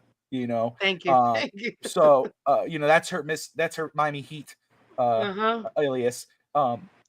But your reaction right now with Jimmy Butler, just very quick. I know you don't have a lot of time, but is Jimmy Butler now officially at least looking like he's indicated or wants a trade request out of Miami after today's performance, after his comments? What are your thoughts on that whole situation? Well, first of all, I have to say I'm with AJ. He said this earlier. I'm a little disappointed because I wish this wouldn't have ended the way it did. I'm super happy with Jimmy, and I feel like he embodies Heat culture to the max. You know what I mean? We don't really truly know what happened behind the scenes. There could have been some things said, some things mentioned that maybe perhaps, misunderstandings. But if it's inevitable, then there's just nothing. And I don't know if I said that right, but well, it's live. If you can't fix it, that's unfortunate. For me, at the end of the day, it should be amicable. And I like to keep things in house, but if it's getting to this point, I understand the team wanting to make the best decision for themselves and also do the best thing for him because he has been since Wade the best player we've had. Yeah. So for me personally, it sucks that this is the way that it's happening, but I understand if it's not working, it's not working. I will say this though. As long as he doesn't pull a LeBron James, I'm cool wherever. And what I mean by that, LeBron James did everything he could to sabotage the Heat when that last year of him being here. Saying that he wanted this player, we went out and got him that player, drafted the guy he wanted, got the other players he wanted, gave him offered him the max contract, everything, extension and all that, and all he did was go ahead and just still leave. To me, I will never respect LeBron James. I will love him for the championships that we got, even though I feel like he gave up on one of them, but whatever. Specifically for that reason alone, I'm over him. But with Jimmy, man, I wish we could still keep him, but sometimes you just have to know when to let go, and it's unfortunate, but if it's like this, you're gonna have to let him go. Try to see if you can find the best partner and the best package for us to get the most out of it. But I'm not shocked. The writing was on the wall at this point, so go ahead, Alex. I'm sorry. I still don't think Miami's gonna take any first deal or any bad deal. And I will still go out of my way of saying right now, he's gonna be put on team leave. He's gonna be put on pay leave. He's gonna be away from the team, personal reasons. There's no way you can have this in your locker room after tonight, because that's gonna affect team morale. That's gonna affect it. He doesn't want to be part of this going forward. You can't have him in your rotations. You're taking away from valuable minutes of development. And now what this opens up, and I remember when he said, when Pat Riley said we will not trade him, I told you he's putting the ball back in Jimmy's court. Now Jimmy basically demands a trade publicly without it being public, and now is requesting a trade. So he's not going to get fined for that. I don't believe he's going to get fined for those comments. I believe he checked off all the loopholes. But now what that puts you, it's a bidding war, because Miami's just not going to make a move to take back contracts back. Now there will be a team that might overpay for Jimmy, but through all back channels, the teams know who's Jimmy willing to sign, and Jimmy knows which team is willing to give him an extension. We've been here before, because that's the way we acquired Jimmy, and that's the way we got him. He was disgruntled with Philadelphia, and they weren't going to give him the max, and then we took him and we acquired him for Richardson, and I think it was like a second-round pick or something, and other subsequent moves. So it's just unfortunate it's gotten to this point, and obviously this is a relationship that is torn and it's not going to be repaired. And the fact that he's been coming back, you can kind of see the writing on the wall. I did expect it to be more professional going forward. I did expect him to outperform and play lights out, because he wanted to earn that contract. It tells you one thing, though. It makes you appreciate Tyler Hero a lot more, because I just saw a tweet on here. It's so true that in trade rumors for 5 years, they never complained publicly. Never. And they dealt everything privately within the team, and team officials were communicating with him on a constant basis when he was involved in trade talks. We're gonna we'll definitely Alex may have to do an extra show, maybe just Heat related, as this continues, just to talk about further developments and any breaking news and stuff like that. We'll maybe work something out to get you and I back on, maybe get the crew together, do something. But Miss Finns, before you head out, just shout out your show, where people can watch you, and for tomorrow morning. Absolutely, guys. Well, first and foremost, AJ, Bobby, thank you so much, guys. And Tati, the executive producer. I got you. Thank you. A lot of love for you. I love you so much. And I love everything you do. Thank you so much. I appreciate you guys. Thank you for opening up your doors tonight. Very impromptu. This was not planned, but thankfully it happened. I'm glad it happened. It was freaking awesome. It was awesome. And you know what? I love coming here all the time. So, you guys are always welcome on my show, but you guys can find me Monday to Friday, 8 a.m. Eastern, guys. Every Monday to Friday, 8 a.m. I do a Miami Dolphins show. Wednesday mornings, I do AFC East show. Wednesday nights, I have League Wide Wednesday with my co-host, Mr. Color Commentary from the Fins Tailgate.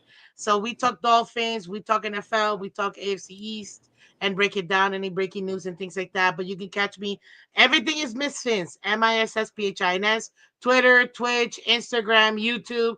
Come subscribe to my channel. I'm very excited to continue this. It's a brand new year. Happy New Year's to everybody. And please, if you haven't done so already and you're watching right now on all social media, please come over here to Finstock Sports Network, guys, and subscribe. Hit the like button, because they're doing amazing things that you will not find elsewhere, guys. They have everything. If curling had a year-long, season, they will have a show about it. And I guarantee you, for the Winter Olympics, they're going to have a show, because I'm going to be on it. Absolutely. Hey, listen, me and Finsanity, we hosted the Olympic show. You did. Olympics. Yo, you guys had I actually consumed your content. Yep. I was all up in that. That was an awesome. It was so much Insanity, and you killed it. She's awesome, by the way. She's phenomenal. Her passion is just as great as you guys. I love her reactions. Yeah. Oh, absolutely. Exactly. So you're gonna find those cool, shows, and maybe Tati can come over to Miss Fins and we can do a Heat show or something like that. I'm totally poaching her live. So there you go, guys. But thank you so much for having me. You guys have a great rest of your night. And again, Tati, AJ, Bobby, and everybody in the chat, thank you so much for having me. Happy New Year's, guys. Thank you. Happy New Year. Much love to you. Thank you. See you guys tomorrow morning. See you tomorrow. Yeah. That was Miss Fins, guys. You can catch her on daily, 8 a.m. Eastern time, talking Dolphins. She's awesome. Yeah, Tati got a ticker. Tatiana, my love, my everything, my partner in life. Don't kill me. What are you about to say? I know it's going to be bad. No. ABC. Yeah, what you wearing, girl? Before we hop off, Tati, any final words? Just, obviously you made Alex look like trash. He got totally cornered there at the end. I didn't get cornered at all, bro. I was You fine, got- man. she I'm lit good. you up, I'm bro. good, bro. He I lit didn't get you cornered up, at all, bro. man. Why It are you was blaming like me I for didn't get this? cornered at all. I ain't got cornered at all, man. Shit. he's gonna tell you to get off. We're getting off the show. Joey. I'm not gonna tell Tati to get off. I would rather Tati continue to talk because I think she provides great content. She did amazing. She did amazing. She did awesome. But no, Tati, any final thoughts? No, I'm good. I'm good. Thank you for having me. Don't worry, I'll have you again later. Whatever, Bobby. Boom, got you again. All right. Hey, and one little final note that they're coming out. Obviously, more information is coming out. Riley and Mickey Harrison did meet with Bernie Lee this week, and they try to resolve the situation, but nothing was able to be resolved. So this has obviously been brewing. It's coming up, and it's it's gonna come up. So we're on uncharted territory. Yeah. Never has a player requested a trade and basically said trade me anywhere. And So this might I understand the open the meaning door of for that. other teams to jump in on this. Well, when you said that right now, it's no player has ever done that, in my opinion.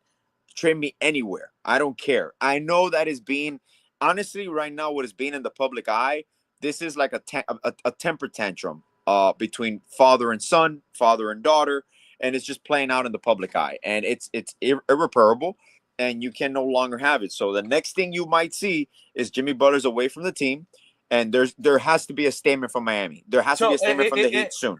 Very quick, right there alone. And again, it goes to what you've been saying for a while in regards to this situation. So shout out to Alex. Just want to make sure that stays with it because it's true. Miami should not make a deal just to take a deal. No. Unless it benefits Miami in regards of draft compensation, flexibility. You're not taking back multiple years on a contract. It is a contract year, expiring contract. Then do it. But if it's going to handicap you, then you send him home, sit his ass at home, let him run out his deal. It's with the idea of going, hey, no, you know what? We're just not going to do anything. He's not a part of the team. You can opt out at the end of the year. That's right. Opt out. We're done. And then that gives you that flexibility. Just to give Alex his point, just to emphasize it. Bobby Marks posted something on here. If the Heat let Jimmy Butler let the Jimmy Butler 48.8 salary this season expire, that's assuming he walks away from the 52.4. Yeah.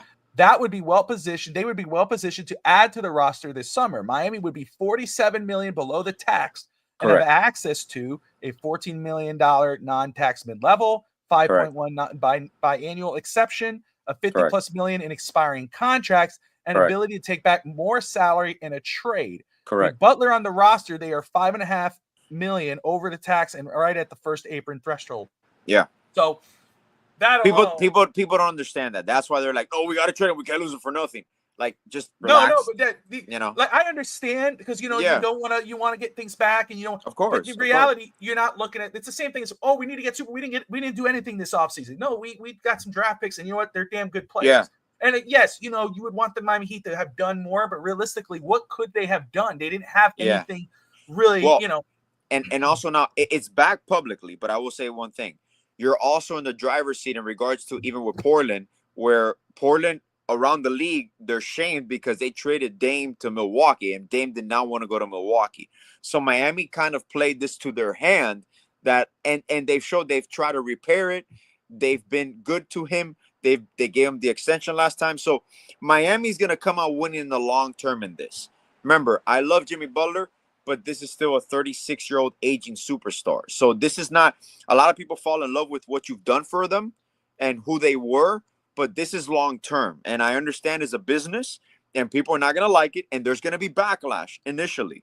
But this was a move that was going to happen eventually. So it just sucks that it's playing out like this, But you can't control that. So, Alex, I'll just say it here, guys, we're going to keep monitoring the situation as it goes through. When there's breaking news, may not be right at that moment, but later on in the day, even beforehand, as more stuff comes out. I think, Alex, you and I can work it out where you and I come back. And if anything happens, absolutely. Then maybe get, oh my goodness, Doll on, Courtney, get Neil, get the old group together to talk about the Heat, talk about this situation. So stay with us, guys. If you haven't yet, like and subscribe. Oh, Tati, come on, very quick. It's okay. Tati wants to bring up a point, which is so true, and it goes back to what was the main event of our show as we're just closing on a heat because there's some conversation coming in, but we're about to wrap up. But Tati, that's a great point. Come in here and bring that point up because we were just talking about women in sports. What was the biggest boxing event? The biggest boxing event was Amanda Serrano versus Katie Taylor. Yep. And it was also the biggest steal in history of the sport. Yes, Serrano should have won. She should have won. Yep. She actually won. Like, if you look at the stats and everything points out at the fact that she won. But that's a conversation for another day. But yeah, yes, it is and I think it's the event where two women in sports made the most money, something like that. Correct. They made millions. I don't even know how much they made, but it was like the most profitable one for women in sports. It was crazy. But yeah, it's a conversation that needs to be had. It's so true. It's so true. And great stuff and all. So anyway, man, this just keeps coming in, the sleep comes coming in. So it's kind of, I'm really trying not to, but I know it's late, so I'm going to. But I know this is just right, me and Alex's alley here. But guys, on behalf of Tati, myself, and Alex, we appreciate you all tuning in.